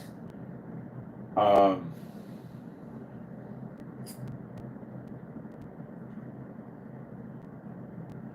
you're getting lots and lots of fires, and I'll read that scripture for you, Jeremiah 50, verse 32. I hope it sinks in. And the most proud shall stumble and fall, and none shall raise him up, and I will kindle a fire in his cities, and it shall devour or burn up all round about him.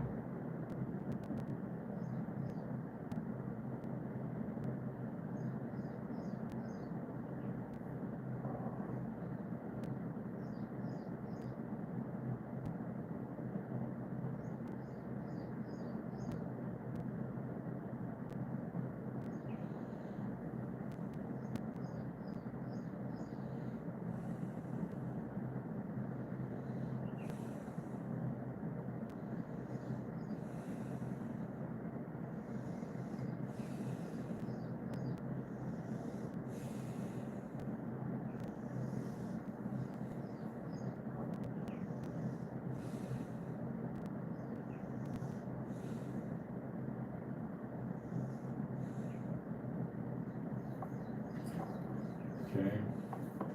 Let's see what else we got here.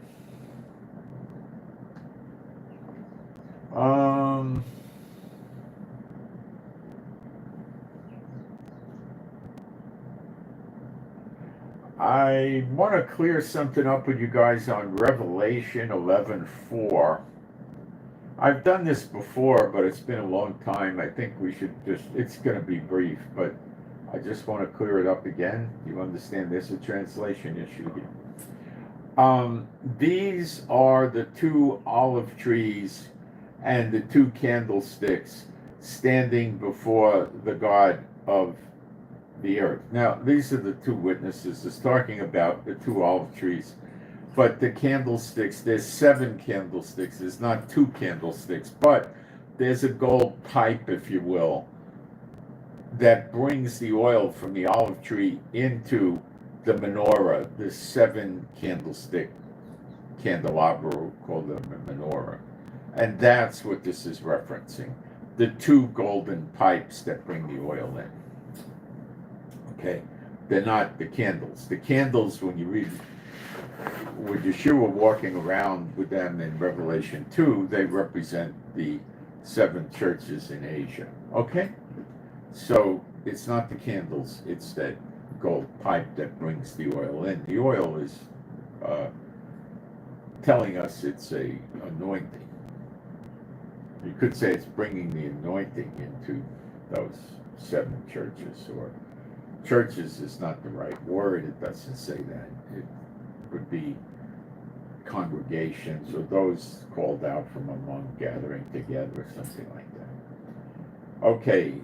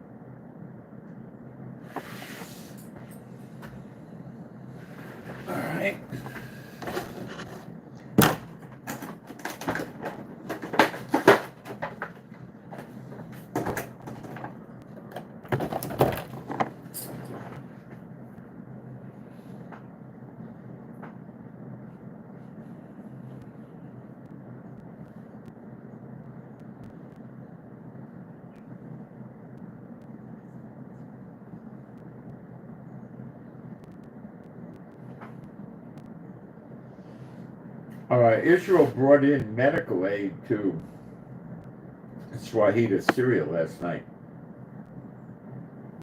mostly by helicopter. Nobody seemed to get bent out of shape over that.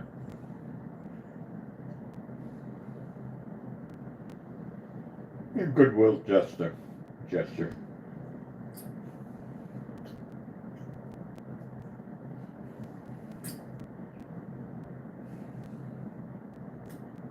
Turkey should be getting a lot more blame for this than they are.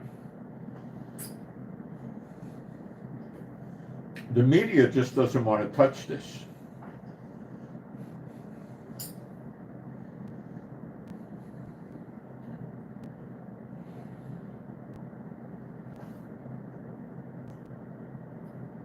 An entire Christian family was wiped out in Syria yesterday, as in killed because they're Christians. Trump doesn't want this getting out because he gave this idiot sanction relief.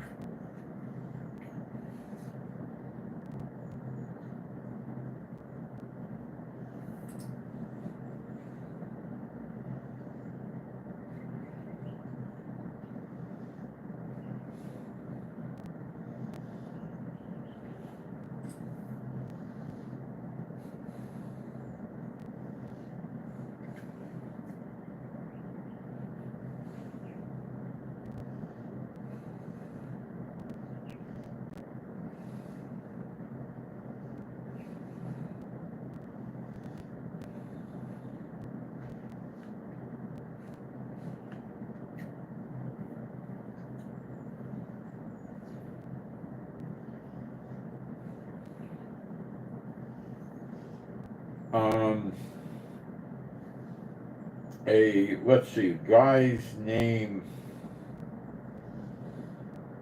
was Pastor Khalid Mezer, leader of the Good Shepherd Evangelical Church. It's Churchianity, of course, and his family, originally from a Druze background,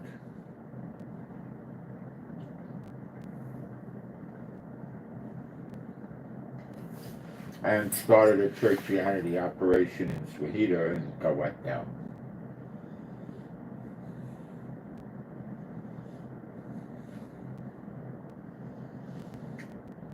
They were slaughtered, him and his extended family, by the jihadists, the Bedouins.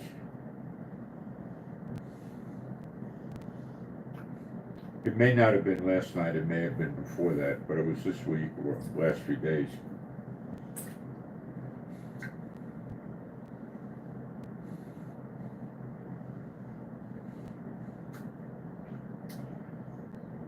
The houses of the Druze in Swahili have been looted and pillaged.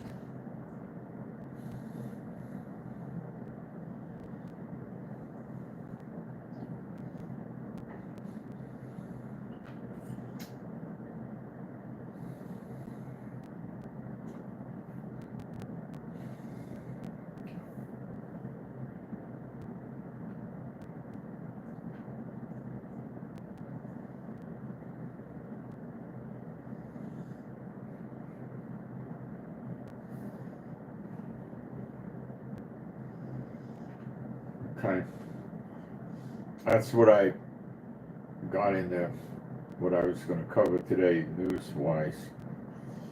So let me take a quick gander in my social media. I'll be very quick, and see if I can pick up anything about the fighting being resumed in Syria, because it seems to me it's just a matter of hours.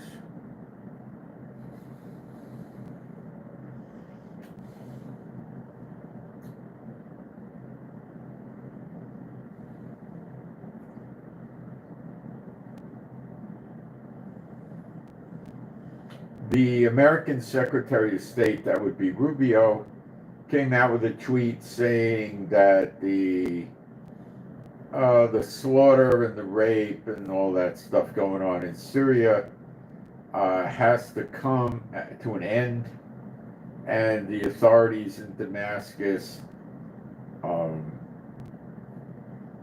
need to persecute or prosecute, put in jail or whatever, all the ones that were responsible, including people that work for the government, and end this calamity by preventing ISIS and other violent jihadists from carrying out massacres. Well, that's never going to happen. The government will just say, well, we can't establish who it was. That's not going to happen. They'll get rid of him. The next raid will be on the government.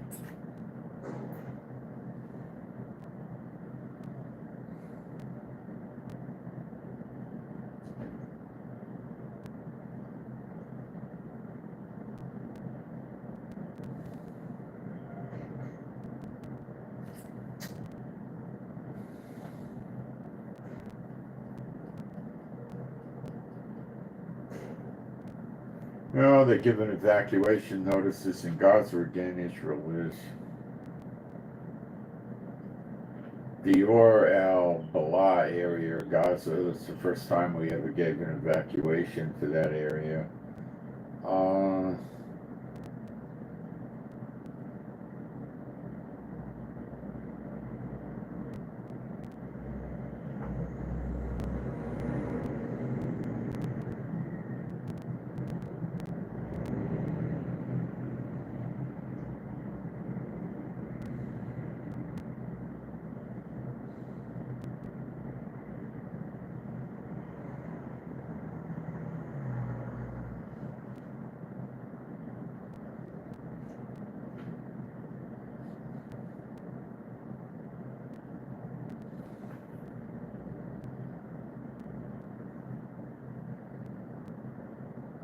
Let's see.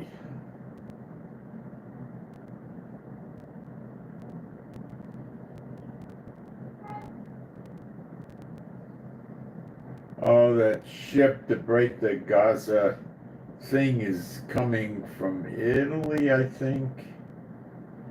21 people on it. That's not going to do anything.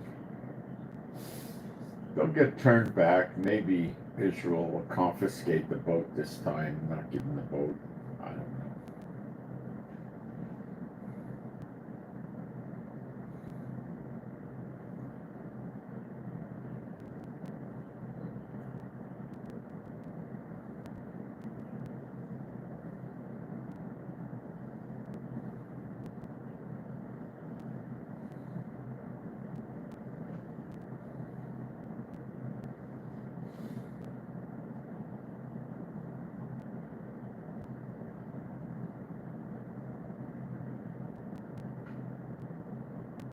See, people don't understand. They support Hamas, and they don't understand that to these terrorists, these jihadists, they're infidels, and if they have their way, they'll throw them off the roof too. They don't get it. And of course, the Islamic jihadists aren't going to tell them either.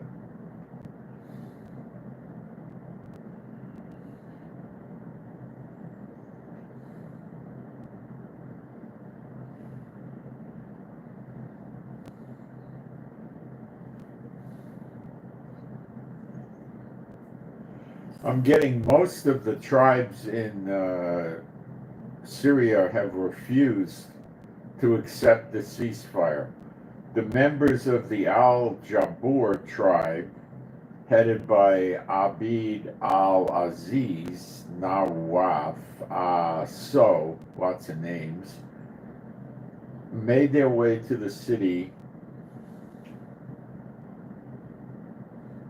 of Sawada last night, and there is no retreat from the liberation of Sawada from the Druze terrorism. So this guy is saying he's dedicated to keeping the fight going,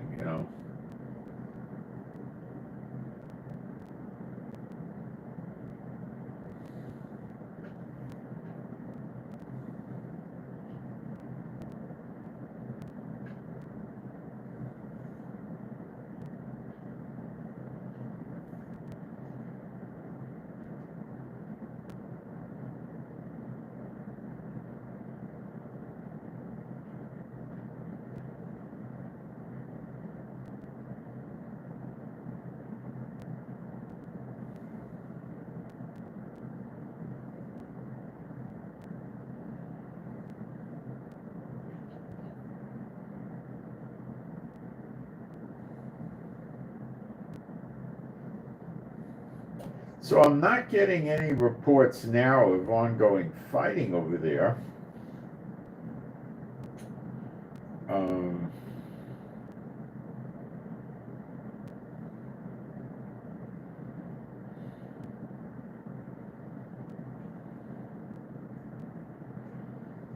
A Border Patrol agent was shot. Let's read this.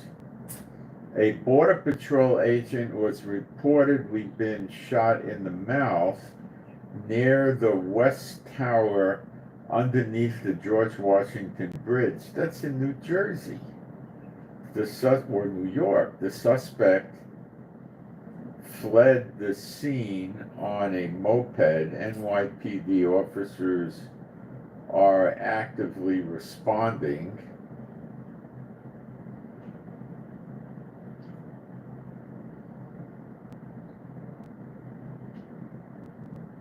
Huh. Why a Border Patrol agent at the Washington Bridge?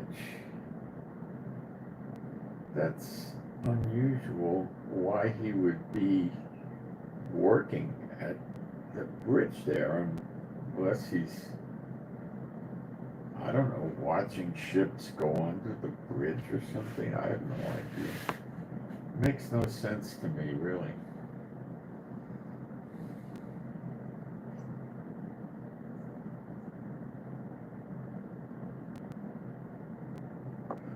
Got me on that one. I don't understand why he was there, but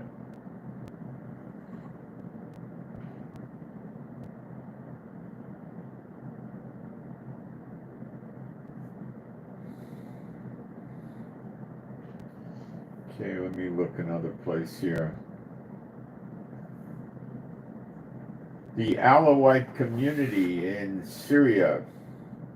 We raise our voices in pain and solidarity with our Druze brothers and sisters in Swahada who are facing a brutal, ongoing genocide at the hands of the same terrorists who massacred us on March 7th. Yeah, they're right.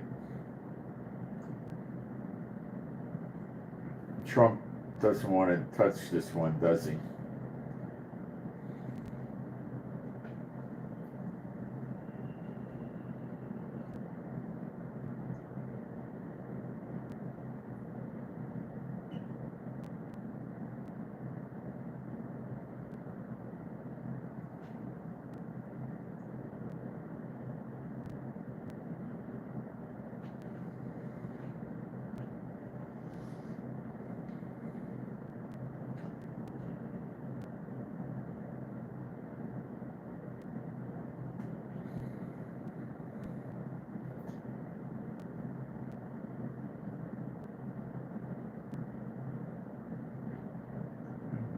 Minor glitch here on this. Give me a second.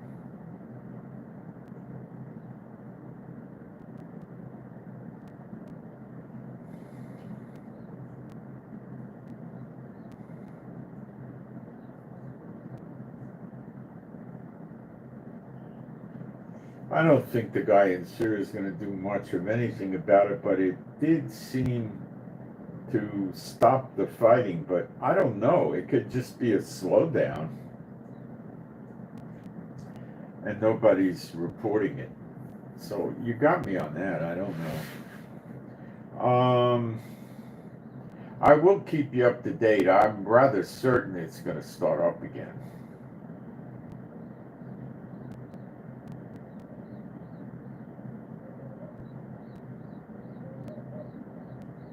Okay, now to spiritual warfare.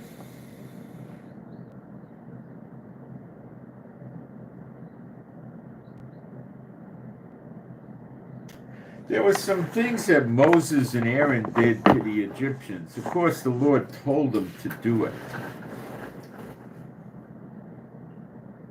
But one of those things they did was boils. They did frogs, flies, lice, water the blood, firstborn of the animal and the people, the firstborn son dead and stuff. But could we do the boils on people that are going after us.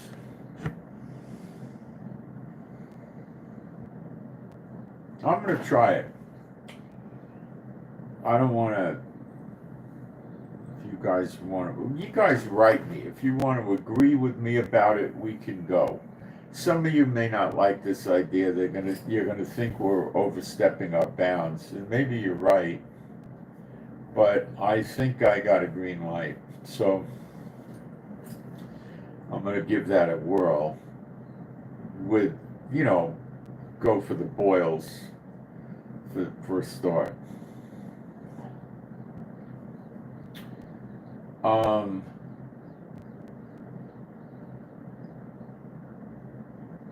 What should we do today? Well, I think we've got things covered pretty good in America, Israel, and Iran. We could wait another day.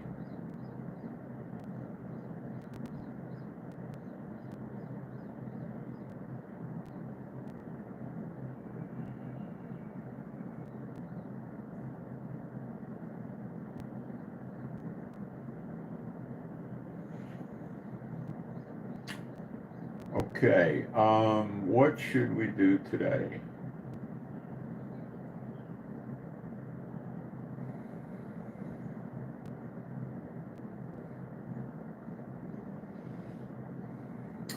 I think we could tell the unclean spirits that if they remain in a person, a designated category or class of people,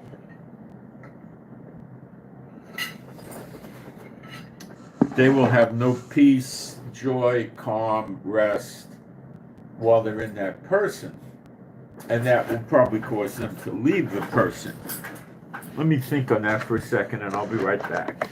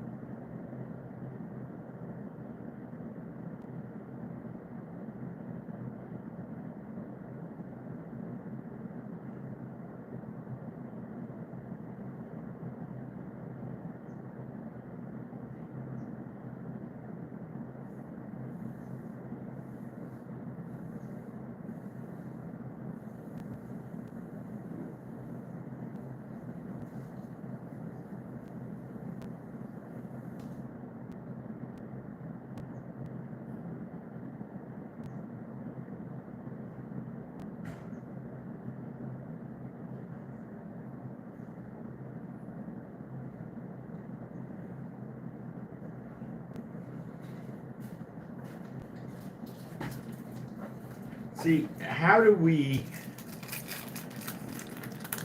could stop the unclean spirits. We know how to do that. But what we're not able to do is stop the people from continuing to be a pain in the neck without the unclean spirits. See, their defense against us is to make us think nothing happened when we tossed them, okay?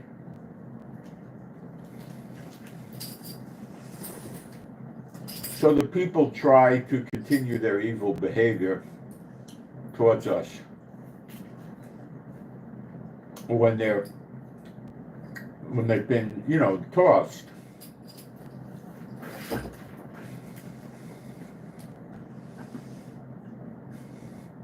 This would be behavior in the flesh, but it's still a pain in the neck. That's most of what they do to us is in the flesh.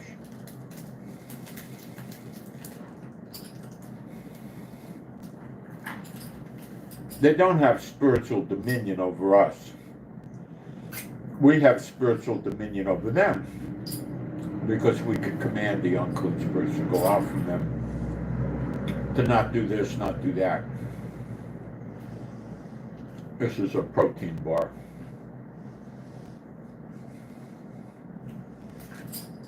My wife's not here right now. She went for therapy, so I don't have anything going for breakfast. So, the boils would do a good job of that.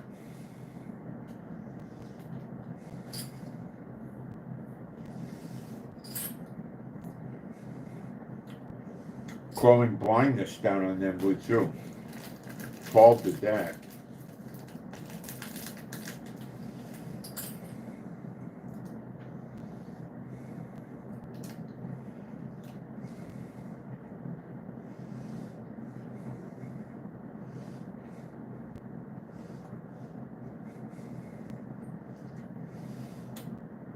Could we bring lice on them, flies?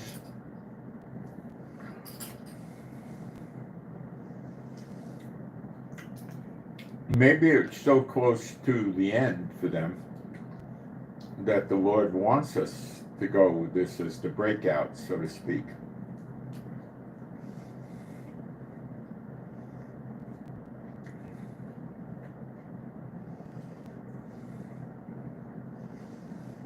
Pray about it.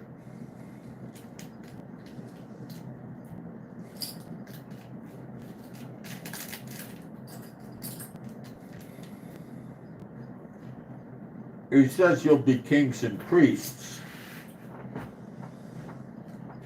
I don't think you'll be able to do all the signs that the two witnesses do. But then again, it says if you got faith, you could tell this mountain to go throw itself in the ocean and it'll listen to you.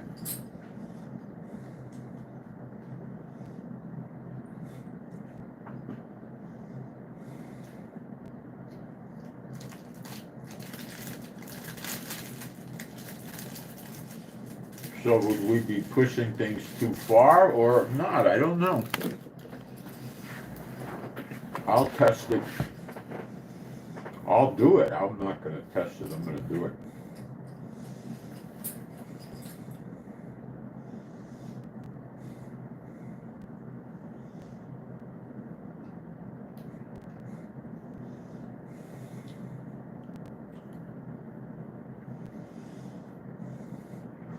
Does Elijah come first before the daughter of Babylon goes? Could be. Doesn't have to be. Does the daughter of Babylon go at about the same time as the nations? I think so. Because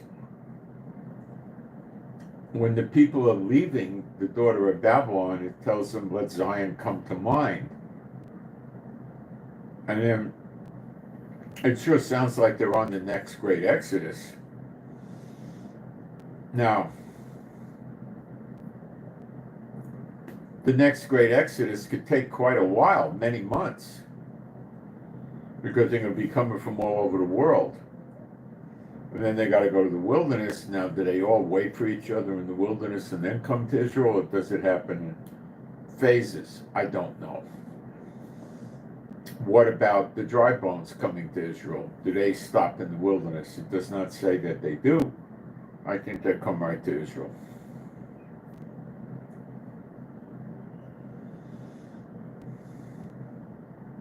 But I think they'll come in redemption. I don't think they're going to come before. Every man in redemption, in the Jubilee year as a model, although it's not the same thing, gets his land back and his house and stuff like that. And this is our land. He gave it to us. Jehovah gave it to us by covenant in Genesis 15 from the Euphrates to the Nile.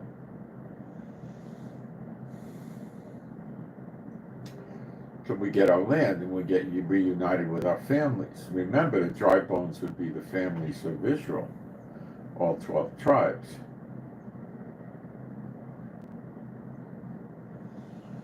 Now, I ponder this tremendously. If you had a man and a woman that were dry bones, they're dead. So their marriage is over, right? If one of the married couple, one of the two dies, the surviving one is free to move on without paying attention to any aspect of being married. There's no longer a marriage. Got it? Now, what if they both died and then they came back to life, which is what happens with the dry bones, are resurrected? Both of them, listen to me, both of them get resurrected. Not one walking around on earth while the other one is died, and the one walking around on earth is no longer married. In other words, the spouse on earth is gone, deceased, so they can marry again. Or not, they don't have to.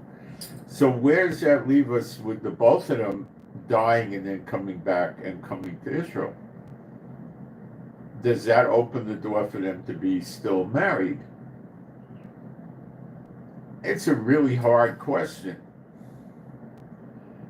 The surface answer is no, because if one dies, the other's not in the marriage anymore, you know.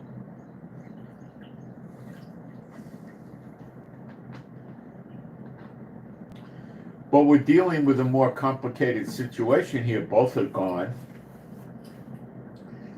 And both are coming back from the dead, resurrected from the dead, and coming to Israel. Does that put them back together again? Because they're both alive. Once they were dead, now they're alive. Does that mean the marriage is over, or does it mean they're still together? Isn't that a good question? I don't know. The basic answer is no, they're not married again, because when one died, that was the end of the marriage. So if they both died, it was the end of it. But I don't know the answer for this. This is complicated. So I asked the Lord to show it to me. We'll see what happens. There may be no complicated answer to it. It may just be the basic one. No, one died, the marriage is finished.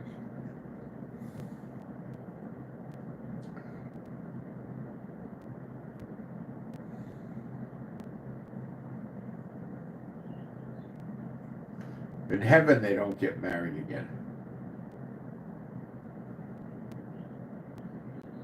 So I don't know.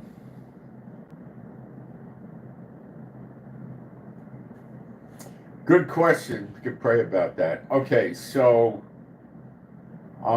it's so hard. I spent so much time thinking about this stuff. It's so hard to get it.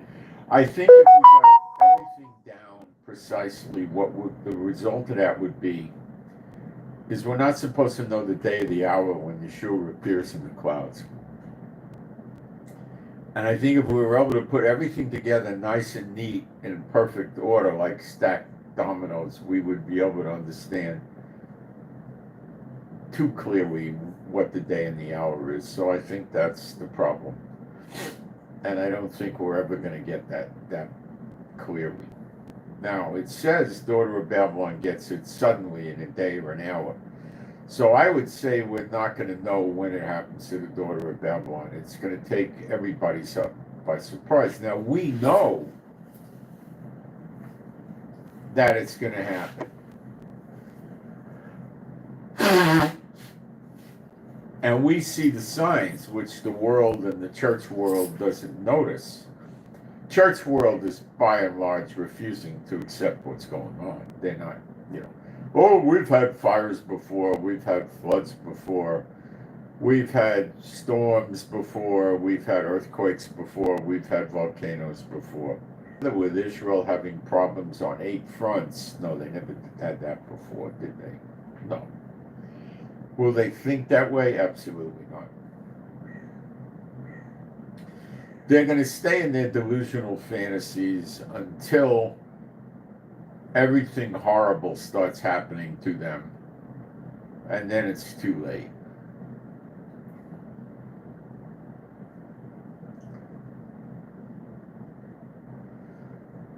So, B'Shem Yeshua HaMashiach, I loose the gifts of the Spirit on all the true believers in the world, wherever they are, and that they would be able to operate with shalom, peace, and joy, and faith, lots of discernment. B'Shem Yeshua HaMashiach, and you can agree. B'Shem Yeshua HaMashiach, I bind all you unclean spirits from doing anything or engaging in anything or equipping any person or working with any person or remaining in any person that attempts to do any evil, nasty work aimed, directed at targeting any true believer in the world or his family, his spouse and children. You shall not engage in any such actions again, and you shall come out from any person who attempts to do such an action, and none of you unclean spirits shall go in that person again for 5 years continuously, nor appear to that person, guide him, lead him, direct him, or help him. And you unclean spirits shall do nothing to push that evil work forward or help it or assist it. And these commands are set in place now for the next 5 years continuously, B'Shem Yeshua HaMashiach.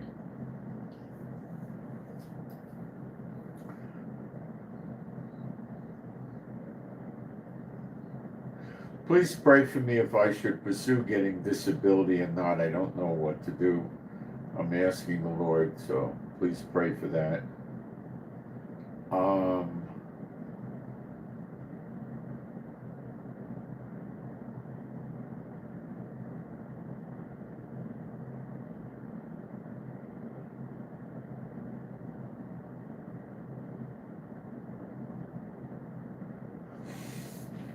I bind you unclean spirits from doing any evil work and directed at or targeting any true believer in any way, shape, or form, using governments, people, corporation, animals, critters, or anything you could put at your disposal to do it. You're bound from doing any such thing for the next 5 years continuously, beginning now. And if there's anything you did in the past that's still around, that is cast null and void, of no value, no effect forever, shall not bring any harm or inconvenience to any believer anywhere. And you shall not do anything to inconvenience any believer anywhere, nor cause them to waste money, spend money, or do things to stop them from earning money or bringing money in.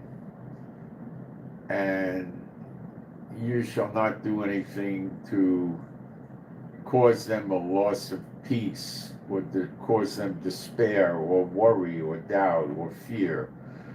And these commands are set in place irrevocably for the next 5 years continuously, beginning now, B'Shem Yeshua HaMashiach, and you can agree to that.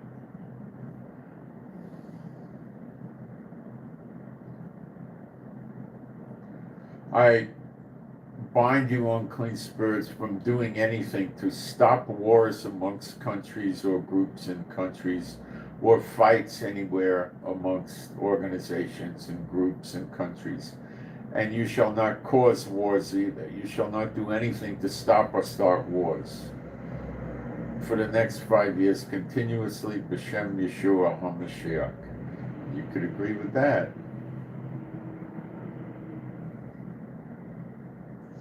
I bind you unclean spirits, B'Shem Yeshua HaMashiach, for attempting to control any part of any government in the following countries: America, Israel, Yemen, Lebanon, Syria, Jordan, Gaza, Iraq, Iran, Saudi Arabia, UAE, Kuwait, Bahrain, Qatar, and Oman.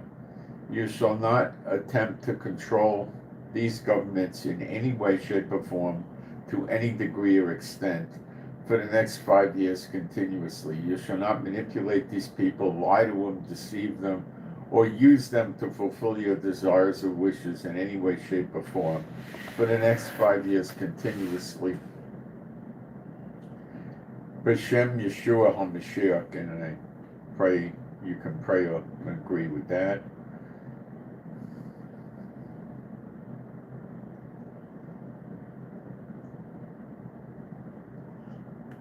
And I further command you, unclean spirits, to not go in any building or office or plane or train or boat or car or hotel or physical structure owned, operated, or controlled by any of these countries that I just named for the next 5 years continuously. You shall not go in there. That means if you unclean spirits are in a person and they go in any of these things or places, you shall have to quickly and immediately depart from that person before they go in. And these commands are set in place irreversibly for the next 5 years continuously, beginning now, B'Shem Yeshua HaMashiach.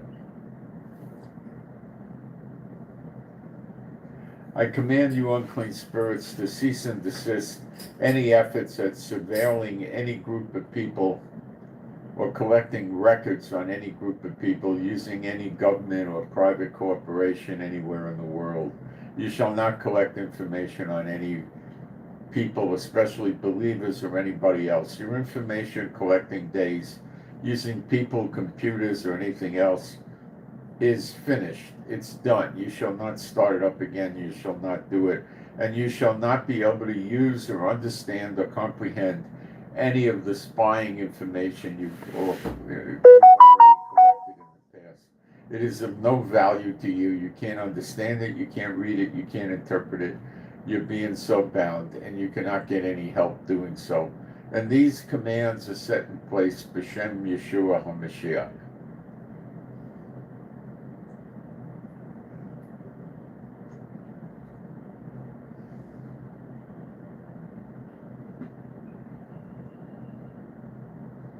How can we hurt the unclean spirits? Let's see.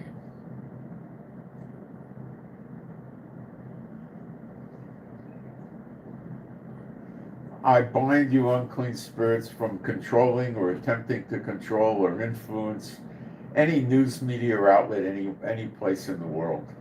You are out of the news business. You shall not control any news, TV show, internet paper, physical paper, website, anybody portraying the news.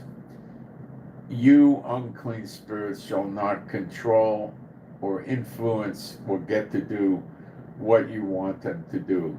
And these commands are set in place irrevocably now for the next 5 years continuously, B'Shem Yeshua HaMashiach.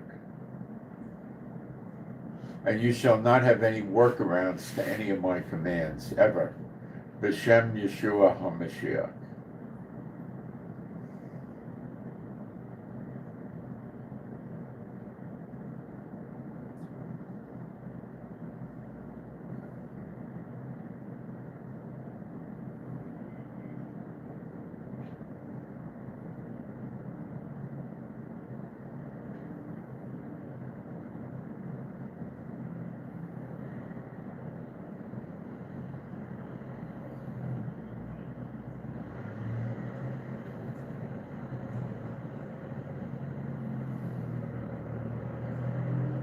Okay,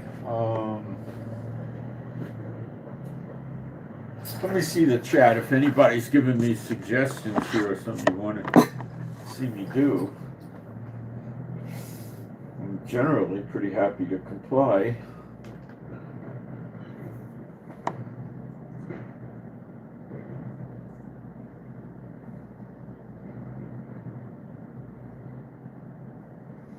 Somebody says the border patrol agent in Washington Bridge, maybe he wasn't working, and it's unusual. Why would he be shot down? Doesn't click.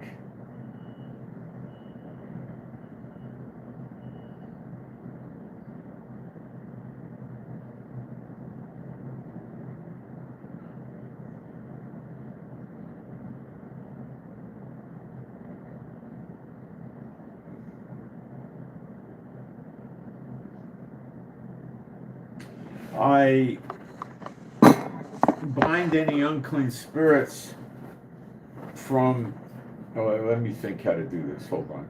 I was going to say something I don't think I should say, because I don't think it's a good thing to say. Hold on a second. What is this? Oh, that's just the supermarket.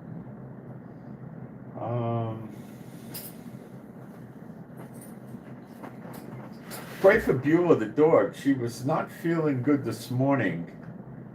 I don't know what it was, but I think she got perked up a little bit a few hours later, but I gave her some colloidal silver. Usually that brings the dogs around pretty quick if it's some kind of infection thing, you know. Let me keep going here. Let me think. B'Shem Yeshua HaMashiach, I bind all you unclean spirits from deceiving any true believer about any matter or lying to them. And you're also bound from remaining inside any person that would deceive any true believer about anything or lie to them about anything. The very instant any person that an unclean spirit is in begins to lie or deceive a true believer, you shall in that instant immediately, rapidly depart from the person without giving him any warning and never giving him an explanation as to what happened. And these commands are set in place irrevocably for the next 5 years continuously. B'Shem Yeshua HaMashiach. Make it so. So if you start seeing people ignore you, you know, you get a good idea where it's coming from.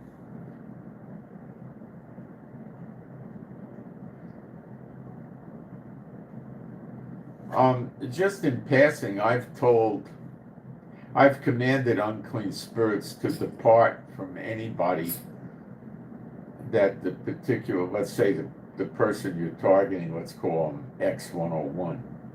So I would say any person that gets within 25 feet of X101, you unclean spirits shall immediately depart from this person without ever giving them a warning or an explanation as to why you left, and it's good for such and such a period of time. B'Shem Yeshua Mashiach. You might want to do that. It causes a lot of difficulties for them.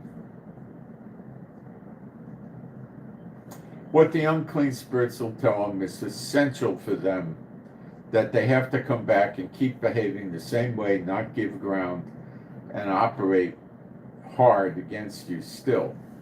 And since practically everything they do that will do anything is going to be in the flesh, they'll do it. So that's why I'm thinking calling boils down on them, or lice, or both.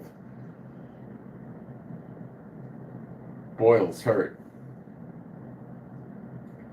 Will get them to just go away and leave us be.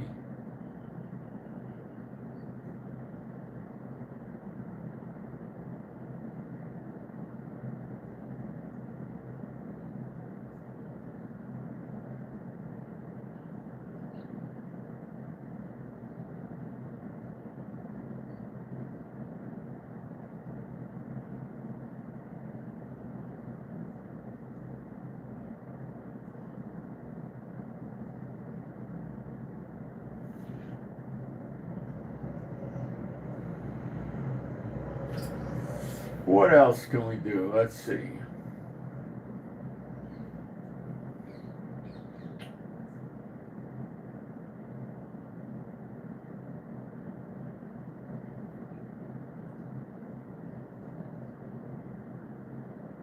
I bind all you unclean spirits from manipulating, using any means or people at your disposal or that you can place at your disposal. You are bound for 5 years continuously, beginning now, from manipulating any of the following prices: the price of gold, the price of silver, the price of platinum, the price of any stock or bond or future delivery item or option or commodity item,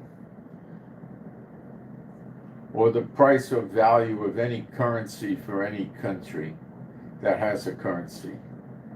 You are bound from manipulating any of these prices for the next 5 years continuously, or causing them to change, or directing people to do it, or guiding them, or helping them, or assisting them, or rewarding them. For the next 5 years continuously, you're so bound from doing such things, B'Shem Yeshua HaMashiach.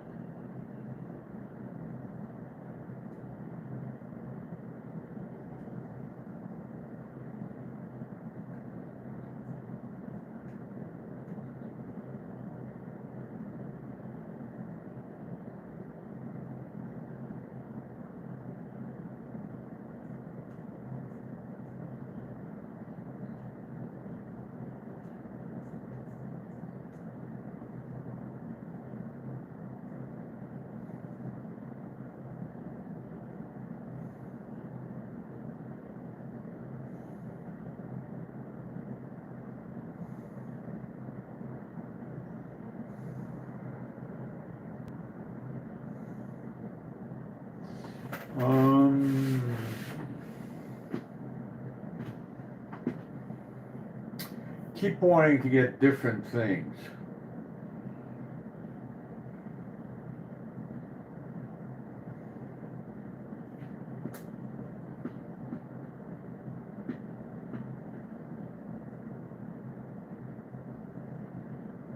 Let's hit the airports and the airlines, because they'll have different people in it.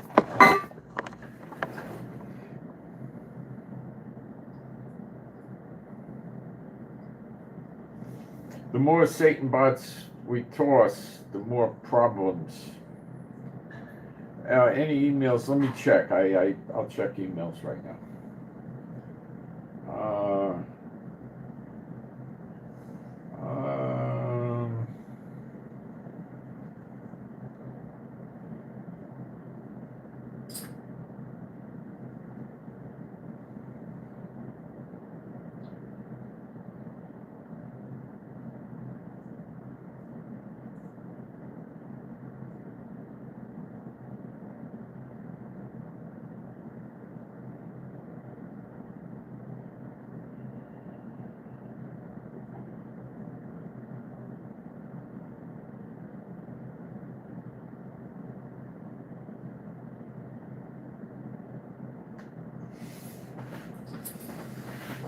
Okay, this will come in the form of a loosing.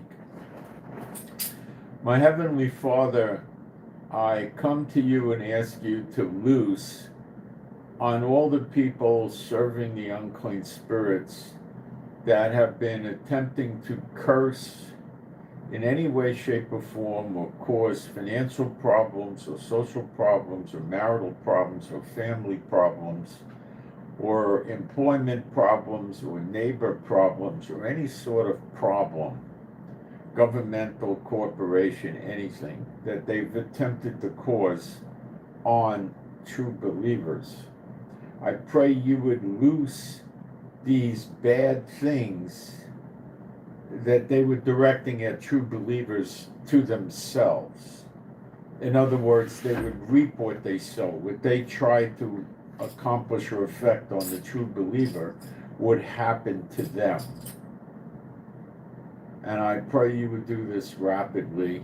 And you know how to do the reap what you sow. We don't, but you do. And we ask that we loose these curses and negatives, witchcraft, sorcery, spells, and enchantments, and works of the flesh also that they're trying to do to true believers, that you would arrange these things to happen to them, and of course nothing of the sort that they wish would happen to any true believer.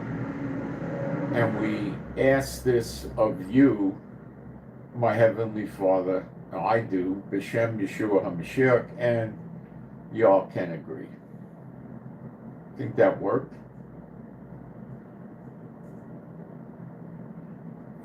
Let's go make their aviation life not very pleasant. Hello, is that you, Beulah? Who's running around back there? Oh, what are you interested in eating? Yeah, it's getting about time for you to eat lunch. You can come in here and hang out and say hello to everybody. Just don't curse the cats. You're not going to come in? You want to come in?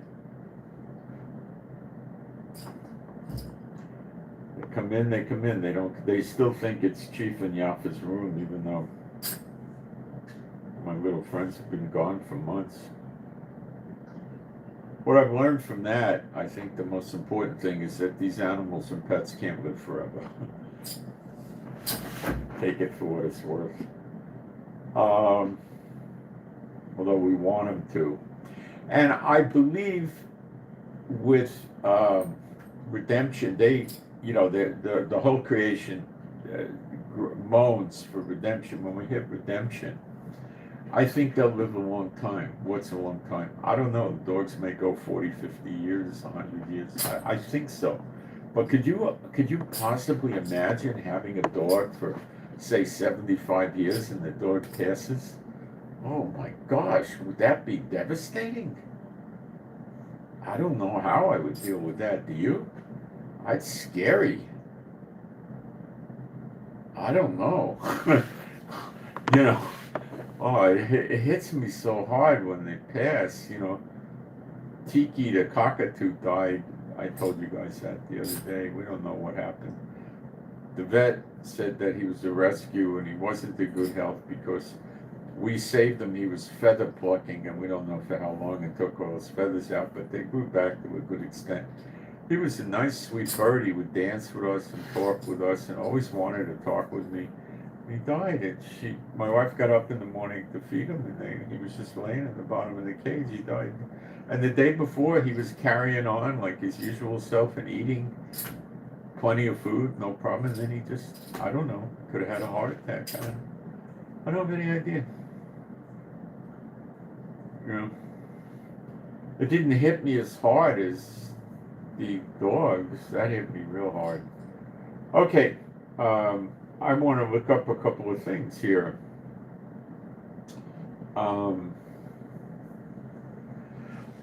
Let's see.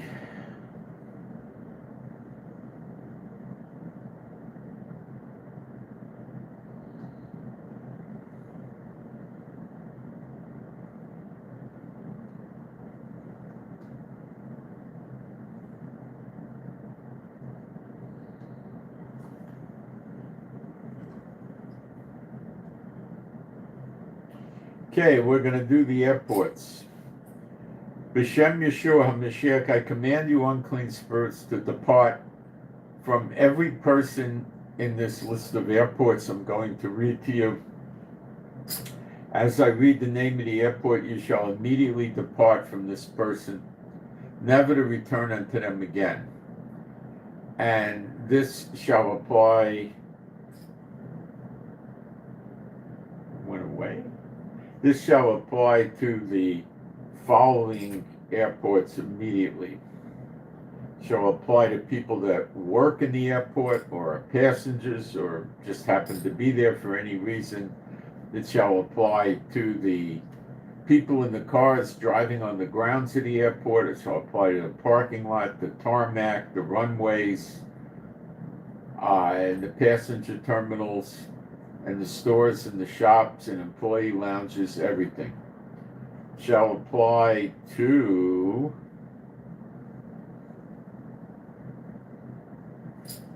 Dubai International Airport, London Heathrow Airport, Amsterdam Airport at Schiphol,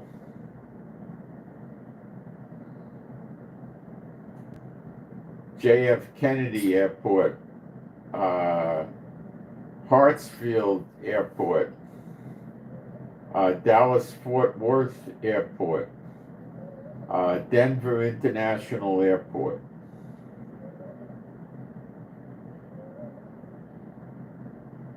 Istanbul International Airport, Frankfurt International Airport, Charles de Gaulle International Airport,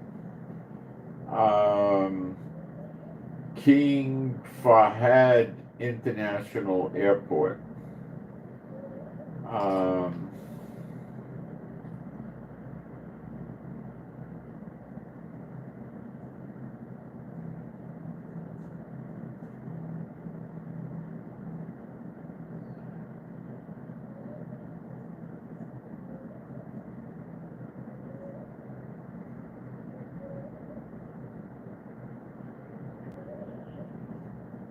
Okay, this is all done B'Shem Yeshua HaMashiach, and you could agree. Now, let's do some airlines, get them in the air.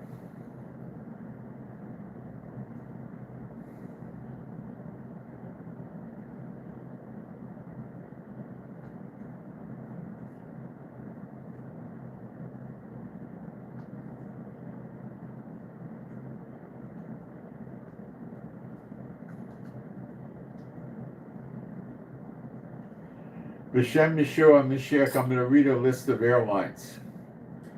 And when I give the name of the airline, you unclean spirits shall depart from every person that's in a plane owned, operated, or controlled by this airline. In the air, on the ground, it doesn't matter. You shall immediately depart from this person and never return unto them again. B'Shem Yeshua HaMashiach, and it will apply to the following airlines. American Airlines, United Airlines, Delta Airlines, Southwest Airlines, Ryanair, China Eastern Airlines, China Southern Airlines, Indigo, Air China, EasyJet, LATAM Airlines, ANA Airlines, Alaska Airlines, Turkish Airlines, Air Canada, Lufthansa, JetBlue Airways, Aeroflot, JAL, and Hayman Airlines. So you now depart from all these people, B'Shem Yeshua HaMashiach. Let them go charter planes and waste their money and get, instead of spending $2,000-3,000 on a business or first class ticket. Let them spend $50,000 on a private jet, and we'll deal with the private jets eventually. Let's clean the cruise ships too.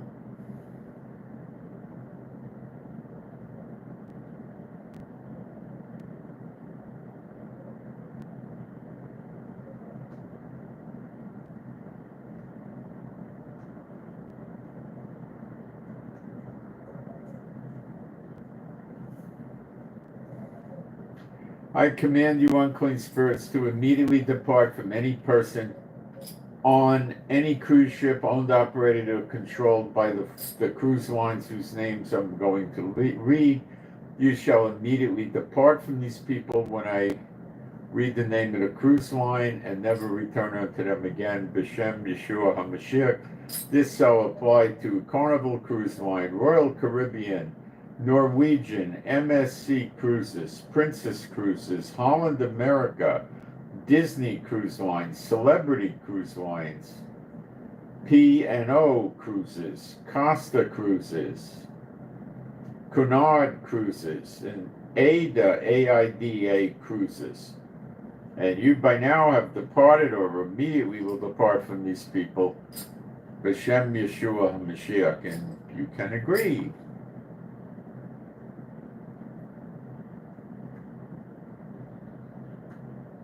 Okay, I have a good one coming up, one we didn't do yet.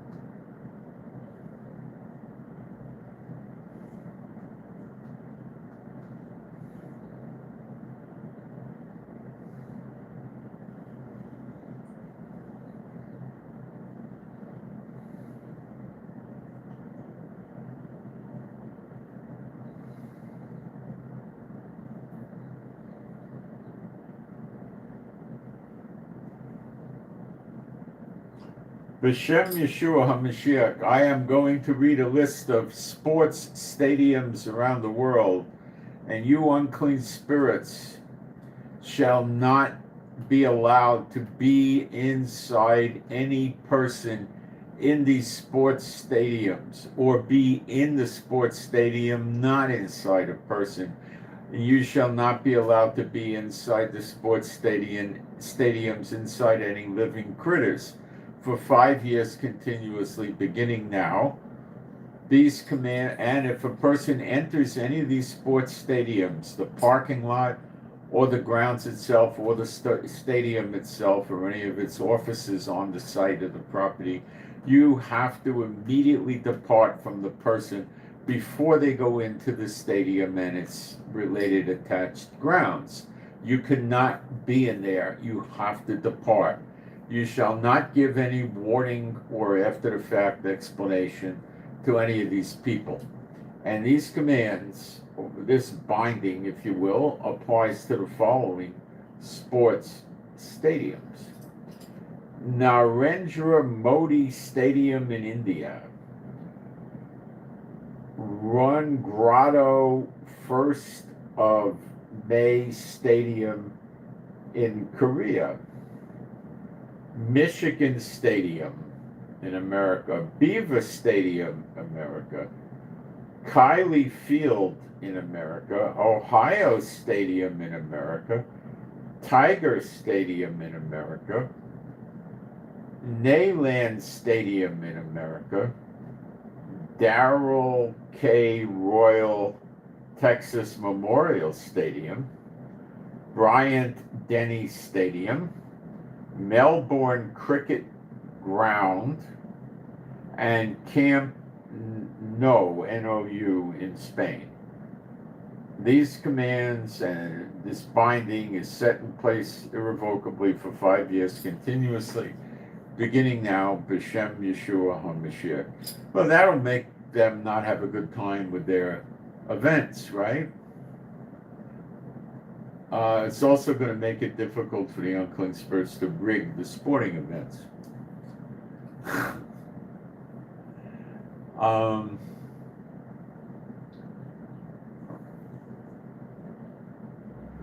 think we need to help out with the gambling casinos and then stop ripping people off with their cheating.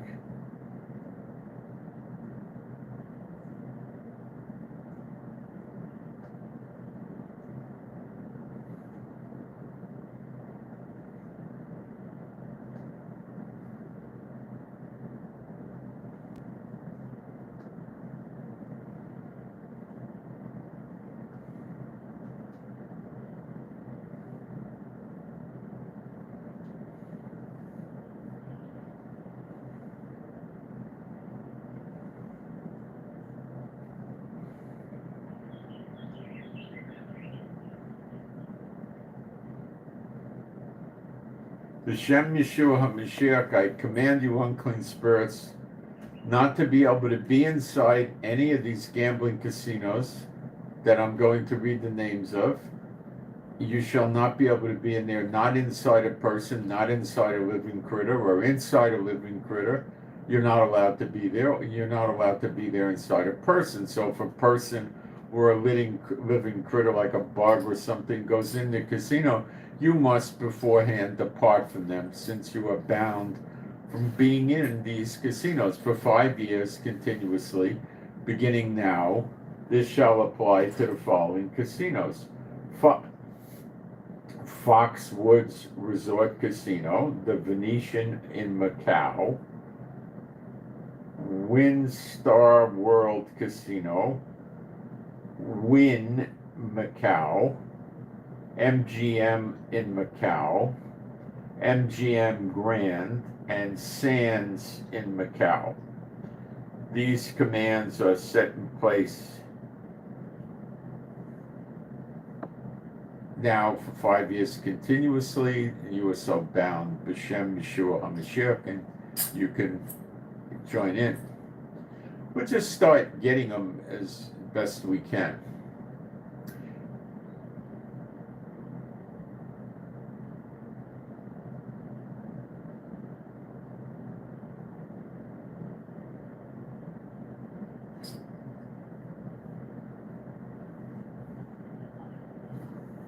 I got a creative one.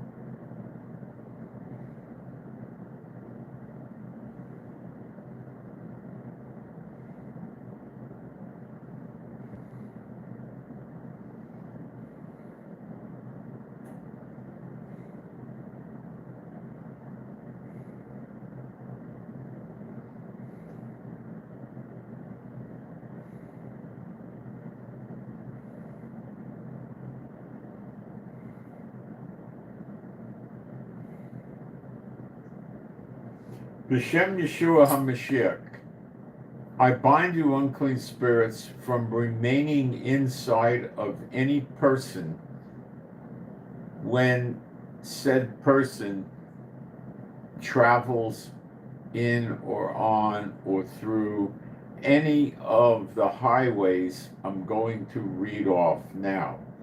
You are bound from remaining in these people for 5 years continuously beginning now. And you must immediately depart from these people when they enter onto this highway, these highways, never giving them a warning beforehand or explaining to them what happened after the fact. And this binding shall apply to the following highways: the Pan-American Highway, the Asian Highway 1, Highway 1, Asia Highway 2, Trans-Siberian Highway, Tripoli-Cape Town Highway, Asian Highway 6, Asian Highway 5, Cairo Cape Town Highway, National Highway 219, Asian Highway 9, National Highway 331.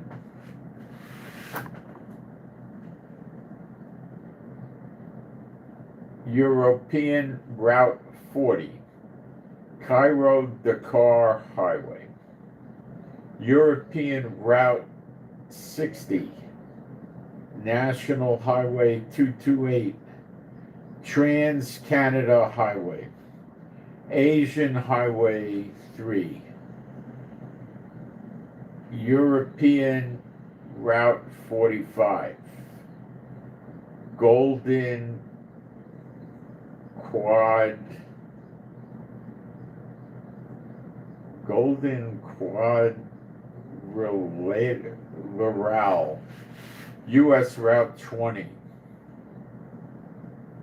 Ruta Nacional 40, Interstate 90, BR-116, BR-101, National Highway 27, National Highway 44, Grand Trunk Road, Chile Route 5, Pan-Philippine Highway, National Route 1. These commands are set in place. B'Shem Yeshua HaMashiach, you're so bound with these highways I just read for 5 years continuously. B'Shem Yeshua HaMashiach, and you can end it. I further command you, unclean spirits, to depart from every person that works for any government inside the countries or out of the country of Israel, as long as they're employed by the country of Israel or any local government in Israel. It doesn't matter where they're physically located. You shall immediately depart from these people. And the same for America. Any person that works for the national government of America or any of the smaller governments inside America, which could be states, cities, counties, parishes, you shall depart from these people also. And every person, it shall apply to every person who lives in the same house as these people. And it shall also apply to the country of Iran. You shall depart from all these people immediately, never to return unto them again. And you, unclean spirits, all of you, are commanded or bound from going in these people again, any of you, for 5 years continuously, beginning now. And these commands are set in place irrevocably, and there's no workarounds. And you can agree with this as well. B'Shem Yeshua HaMashiach.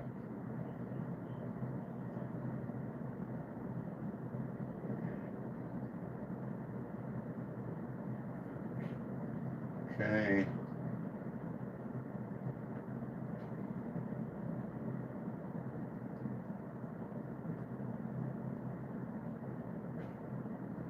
Let me see if we got any suggestions in the email or the chat. But we're giving it to them good today.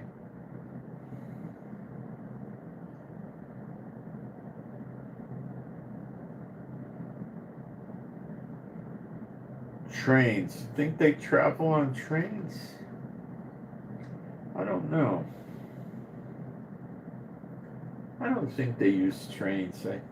I don't think it's luxurious enough to get enough of them. I think it's the poor people that use the trains. Check for email if anybody's.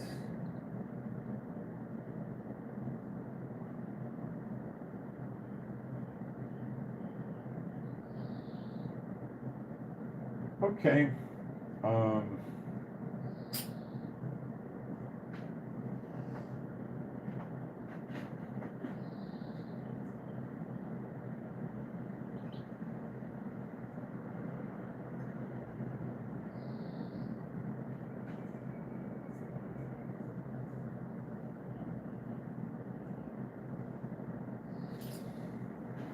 Let's create some confusion in Syria. I command all you unclean spirits to depart from every jihadist terrorist group in Syria, Bedouin or otherwise. You shall immediately depart from any of these groups. If any member of these groups in the last 3 days was bearing weapons against the Druze, you shall depart from every member of that group or that tribe or that clique. And every person who lives in the house, these people, depart from them immediately and never return unto them again. B'Shem Yeshua HaMashiach. I further command you, unclean spirits, to depart from every person that works for the national government of Syria. You shall depart from all these people and everyone who lives in the same house as them immediately, never to return unto them again, and you shall not use the government of Syria for any of your purposes, you unclean spirits. You shall not attempt to control them or manipulate them or use them or do anything with them. It's off limits. You cannot influence them, reward them, threaten them, guide them, lead them, and direct them. You're bound from doing so for 5 years continuously, beginning now. This is all done B'Shem Yeshua HaMashiach, and you can agree. Let's see if we could stir the pot in Jordan. B'Shem Yeshua HaMashiach, I command you, unclean spirits, to depart from every member of the royal families, no matter how distant they are, of the following countries. You shall immediately depart from them, never return unto them again. And I command all you unclean spirits, I bind all you unclean spirits from ever going in any of these members of the royal families that I'm going to list for the next 5 years, continuously, beginning now. And this shall apply to the royal family of Saudi Arabia, of Jordan, of Oman, of UAE, of Bahrain, of Qatar, of Kuwait,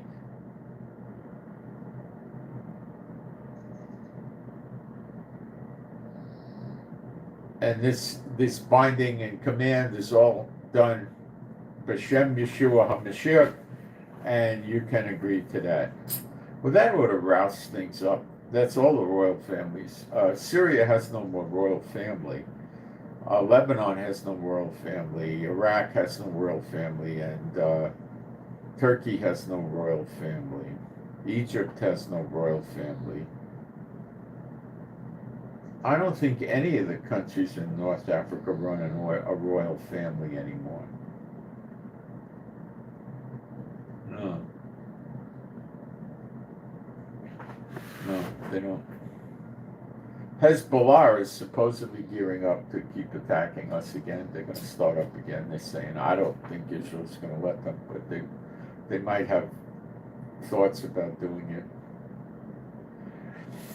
B'Shem Yeshua HaMashiach, I bind all you unclean spirits from sending any negative thoughts, ideas, notions, or anything negative into any true believer or at any true believer to cause them any problems or distress or worry or fear or doubt or distraction or anything. You shall have no communication with any true believer, all you unclean spirits of any sort. Any ability you have to communicate with a true believer is hereby bound from working for the next 5 years continuously, B'Shem Yeshua HaMashiach, and agree, if you like. Nothing good comes out of unclean spirits.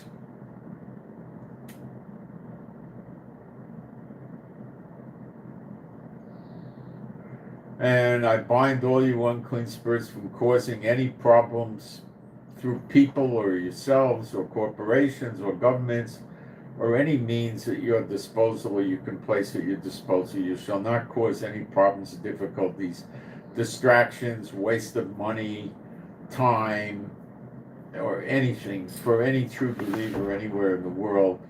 For the next 5 years continuously, beginning now, you're so bound. B'Shem Yeshua HaMashiach, and we can agree.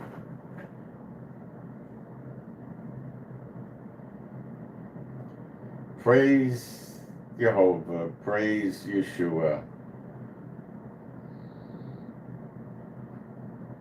Okay. We do our bit every day. I again encourage you to keep doing this stuff during the day.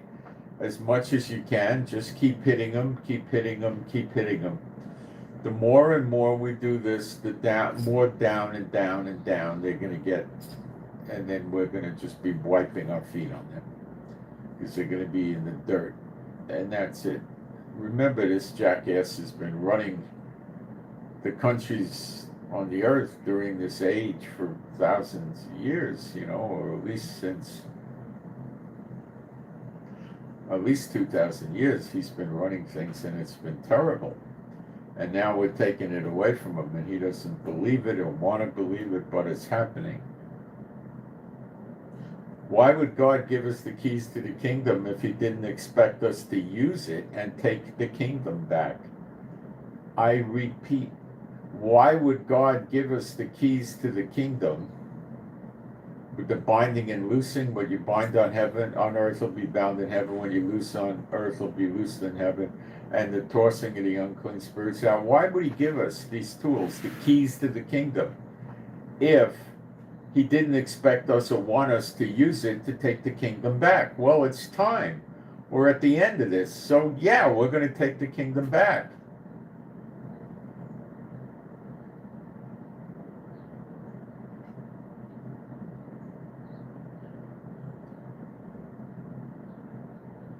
B'Shem Yeshua HaMashiach, my Heavenly Father Jehovah, I loose a case of boils like Moses did on the Egyptians on everybody who's been bothering us here in this group here on the YouTube.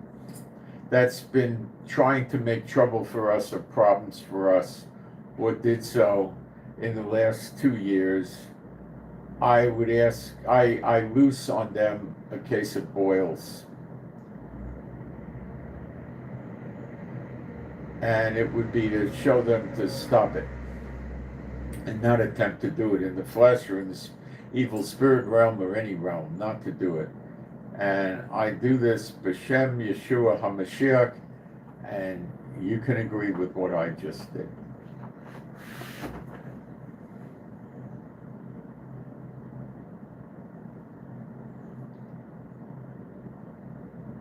Yeshua has the keys to heaven and death, right? We don't have those keys. We don't go open up, tell the dead to come up, or we don't do that. We don't tell the dry bones have flesh and everything come up and come down. We don't do that. But we got other keys to get the kingdom, but the reign back. The word kingdom means reign, R-E-I-G-N, not pitter-patter of the rain, R-E-I-G-N, the reign. The rule of the earth. And we're supposed to be the head of all the nations. So we're Why would he give us this if he didn't want us to use it? There ain't no reason why. We're supposed to use it. We haven't used it for a long time. I guess he woke us up at the very end here, so we get it done, but we're supposed to be doing it.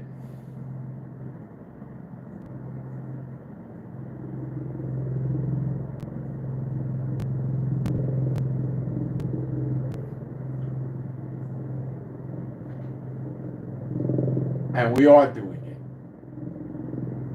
And I'll throw a comment in. Better late than never. All right. So I'm Moshe. And please pray for me and my wife for peace, safety, protection, joy, healing. Pray for our finances. A little bit's been coming in, not much. It's coming, but I don't know why it was getting dry for a while. I don't know what I did wrong. I mean, pray for the peace of Jerusalem. Pray for better videos. Pray the Lord himself teaches us how to use the keys of the reign. When he says keys of the kingdom, it deceives you. The word is basilia. It means a reign, a rule, R-U-L-E, rule. And we're supposed to set the rules. We're supposed to run the earth, the planet, the countries here. We're supposed to be the head. And we're moving in that direction now, thank God. This will be so foreign to the churches that wouldn't know what the heck you're talking about. They think you're completely out of your tree and you should be institutionalized. But it's in the Bible. How about that? So we march on and we keep doing it. But even, guys, if you're just going to simple toss Matthew 16 and 17, these signs shall follow those that believe in my name, they shall cast out devils. Even if you just get the churches in your town or your city, even if you just get the government and the law enforcement and the fire and the hospitals and the nursing homes and whatever, or you just get your state government and the state legislature, get all the courts and stuff, you're going to create a lot of problems for them. They've got their fingers in their hands in everything, every level of corruption they can do. Listen, I'm of the belief that anything any of the governments in the world, anywhere in the world, tell you where you're committing a crime against the government is bogus bullcrap, because they're all rotten to the core. They don't have any right to tell anybody they committed a crime. They're embedded with criminals, constantly stealing and lying and deceiving and cheating. Every single one of these governments is under Satan in the whole world. How could you be under Satan, the murderer from the beginning, the father of lies who deceives the people and they're deceived? These are all liars and deceivers and con men and cheats and crooks. How could their governments tell you you're committing crimes against them? How could they do that? They're crimes by definition. They just make the rules up as they go along. Where did God tell them he wants them to do the rules they have? He never did. Ever. The rules that we're supposed to live by are in the Torah, in the Bible, the law. We're not supposed to live by these cockamamie moron rules they have. The only tax there is a temple tax. You pay once a year to the temple. Now your offerings are something else. That's also prescribed in some cases, But we don't have things like they do. I mean, police running around shooting people and killing people and taking their property away and making them buy documents to identify themselves. And what is this? You've got to elevate yourself, and these people are criminal organizations, anti-God organizations, pro-Satan organizations, corrupt organizations. That's why God's going to destroy all the nations, because they're so rotten. And they're so rotten to you.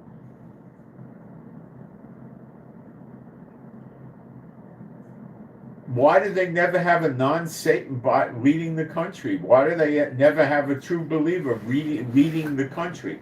Because the whole thing is a con job. It's corrupt. They're not real countries like they make you out to think. They're criminal organizations called the country.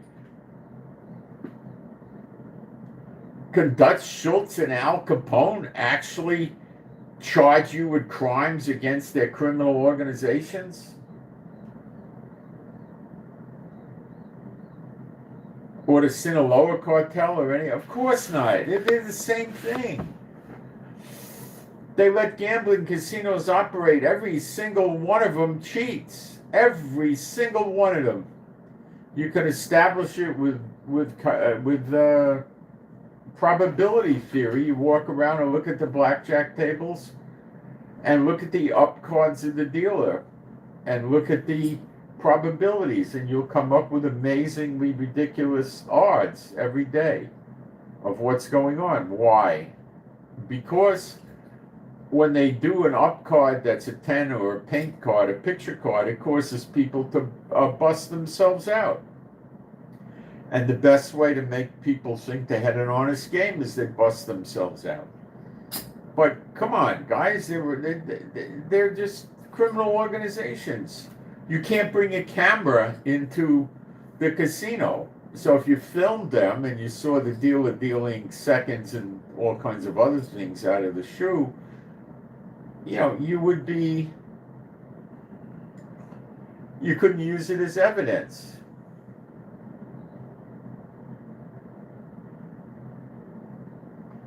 Nevada has legalized prostitution. Does the Bible endorse prostitution?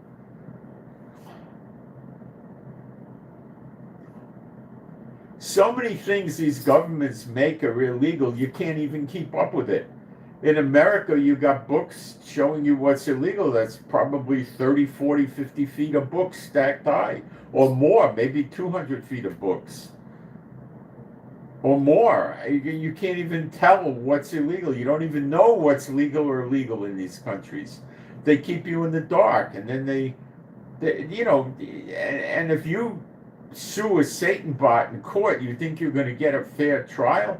What do you think the judges have put in there that are Satan bots for to stop that from happening? You're never going to get a fair trial.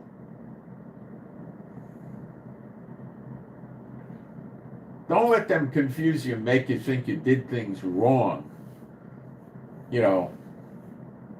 Lying to the government maybe is wrong because you're telling a lie, not that they're righteous. But they don't have a right to do what they do to you. They're evil.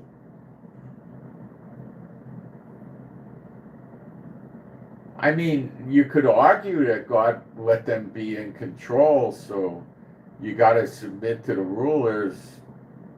But are you supposed to submit to rulers that are just serving the devil and anti-God and anti-people that serve God? And is this what we're supposed to do?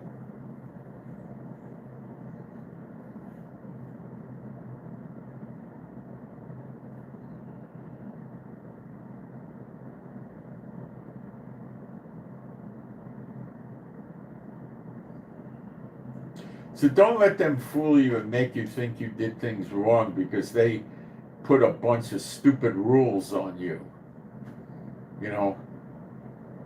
Driving by a piece of metal that has the number 55 written on it, and you drive by it at 70, and a police officer stops you and gives you a ticket, and he's the damaged party. He's the victim. Do you know that? There needs to be a victim for some sort of a crime. So he says he's the victim. Do you think that's a righteous government?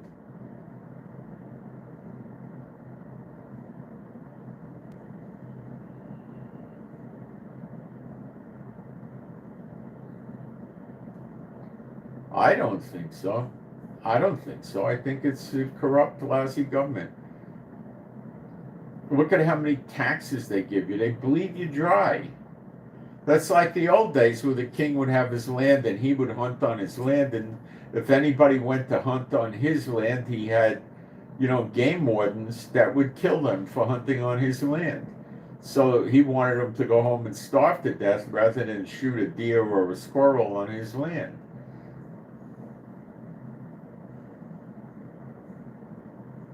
Try to go hunting today someplace, you got to buy a hunting license. Does that make a lot of sense? You got to buy a license from the government to hunt your food?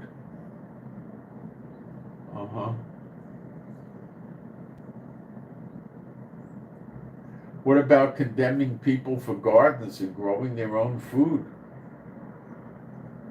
That goes on in a lot of countries.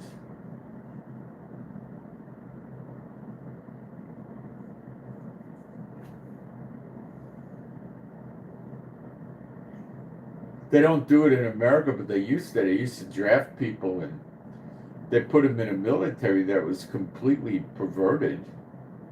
They would have them singing songs of a most debaucherous nature. I mean, it's just ridiculous,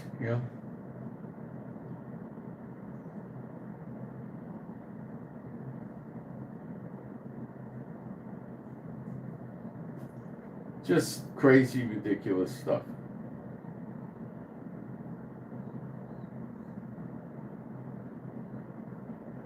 So anyway, guys, they're always going to try to make you think you did something wrong. You did a wrong to them. You did a wrong to a company. You did a wrong to a neighbor. Be very careful when you think you did a wrong. Now, there can be a wrong. You could do something wrong. But they're always going to try to make you think you did something wrong. And look at the one that's going to be doing the accusation, somebody worshiping the devil. See, they see the signs, and they know that if they lose, they're going to the lake of fire for billions and billions of years. And they don't know what to do. They've been serving the demons all their life, and now they're realizing the demons aren't in control anymore. And they don't know what to do, so they're fighting and they're trying to hang on. And they're going to be overthrown, and it's going to be suddenly. When the daughter of Babylon gets it, it's going to be a great big event, because that's the kingpin of Satan's evil world. And when Elijah and Enoch start working openly, that's going to be the other kingpin. And the big of them all is going to be when Yeshua and Jehovah appear in the clouds, So, just remember, we got the keys to the kingdom, so we're supposed to use them. So maybe we have to step up our binding and loosing, so the people serving these unclean spirits feel it. Okay? Otherwise, they're going to keep doing evil and keep trying to run their governments and run their corporations and run their organizations and make us suffer, because they know how to do that, and they're going to keep doing it, and we can toss the demons all we want, and they're going to keep doing it. But if we start giving them penalties, as in what they incorrectly call the 10 plagues that was applied to Pharaoh, it's really the 10 hits. We start applying those to them and their corporations and their governments.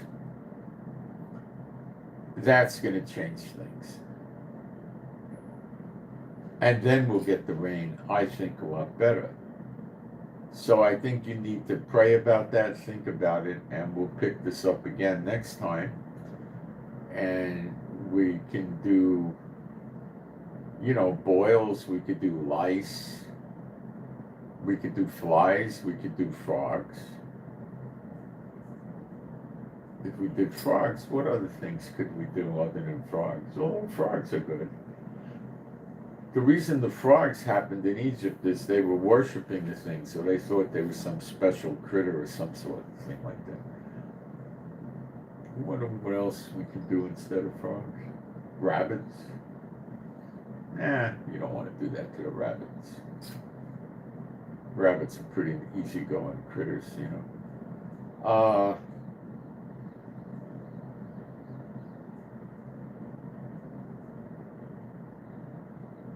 All right. So please keep praying for me. I'm getting it on many fronts, but I'm fighting back. And please keep working on helping me that my problems go away and I could dedicate more of my time to making Bible studies and spiritual warfare instead of dealing with these problems. I pray that I just get loosed, if you would. Okay. My Heavenly Father, I ask you to loose me from my problems that are taking my time away, the harassing problems that are causing me difficulties, and I could devote my time to spiritual things much better. And I pray, I ask you to loose me of these things right now, that they just go away and leave me alone. B'Shem Yeshua HaMashiach, you can agree. I further ask you, my Heavenly Father, to loose me in Israel on the ground, boots on the ground, to start working openly. And I ask you to loose me of this now, my Heavenly Father, B'Shem Yeshua HaMashiach. You can agree. So I see it, there's basically 4 biggies that'll happen. Daughter of Babylon goes, Elijah and Enoch work openly. Of course, the appearing of Yeshua, Jehovah, is the biggest with the everlasting life, but the destruction of the nations that he scattered the Israelites into is another biggie. So there's a lot of big things we are going to be looking for, right?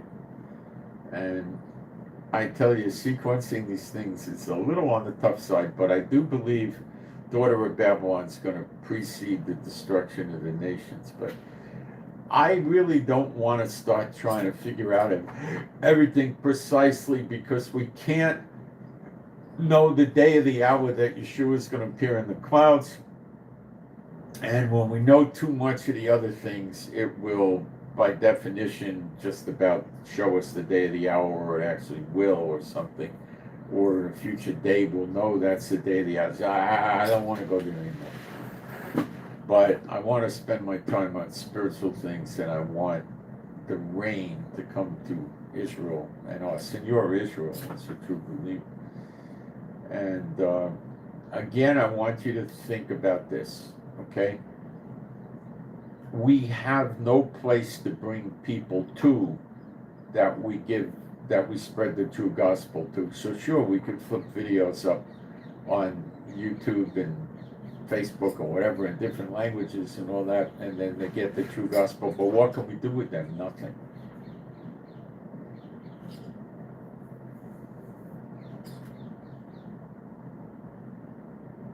Right? Am I right? Okay. In Acts, the Lord gave them 3,000 one day, 5,000 another day. They had house churches, if you want to call them that, house congregations, and they had places to bring them, and nurture them, and raise them up. We don't have that, and we need that. How can we really move forward without that? Ask yourself. Ask the Lord. Now, who might want to come to Israel? Okay, who might want to come to Israel now? Ask yourself. And I send my shalom to all those who love Yeshua HaMashiach. And I am out. I hope you got something good out of this.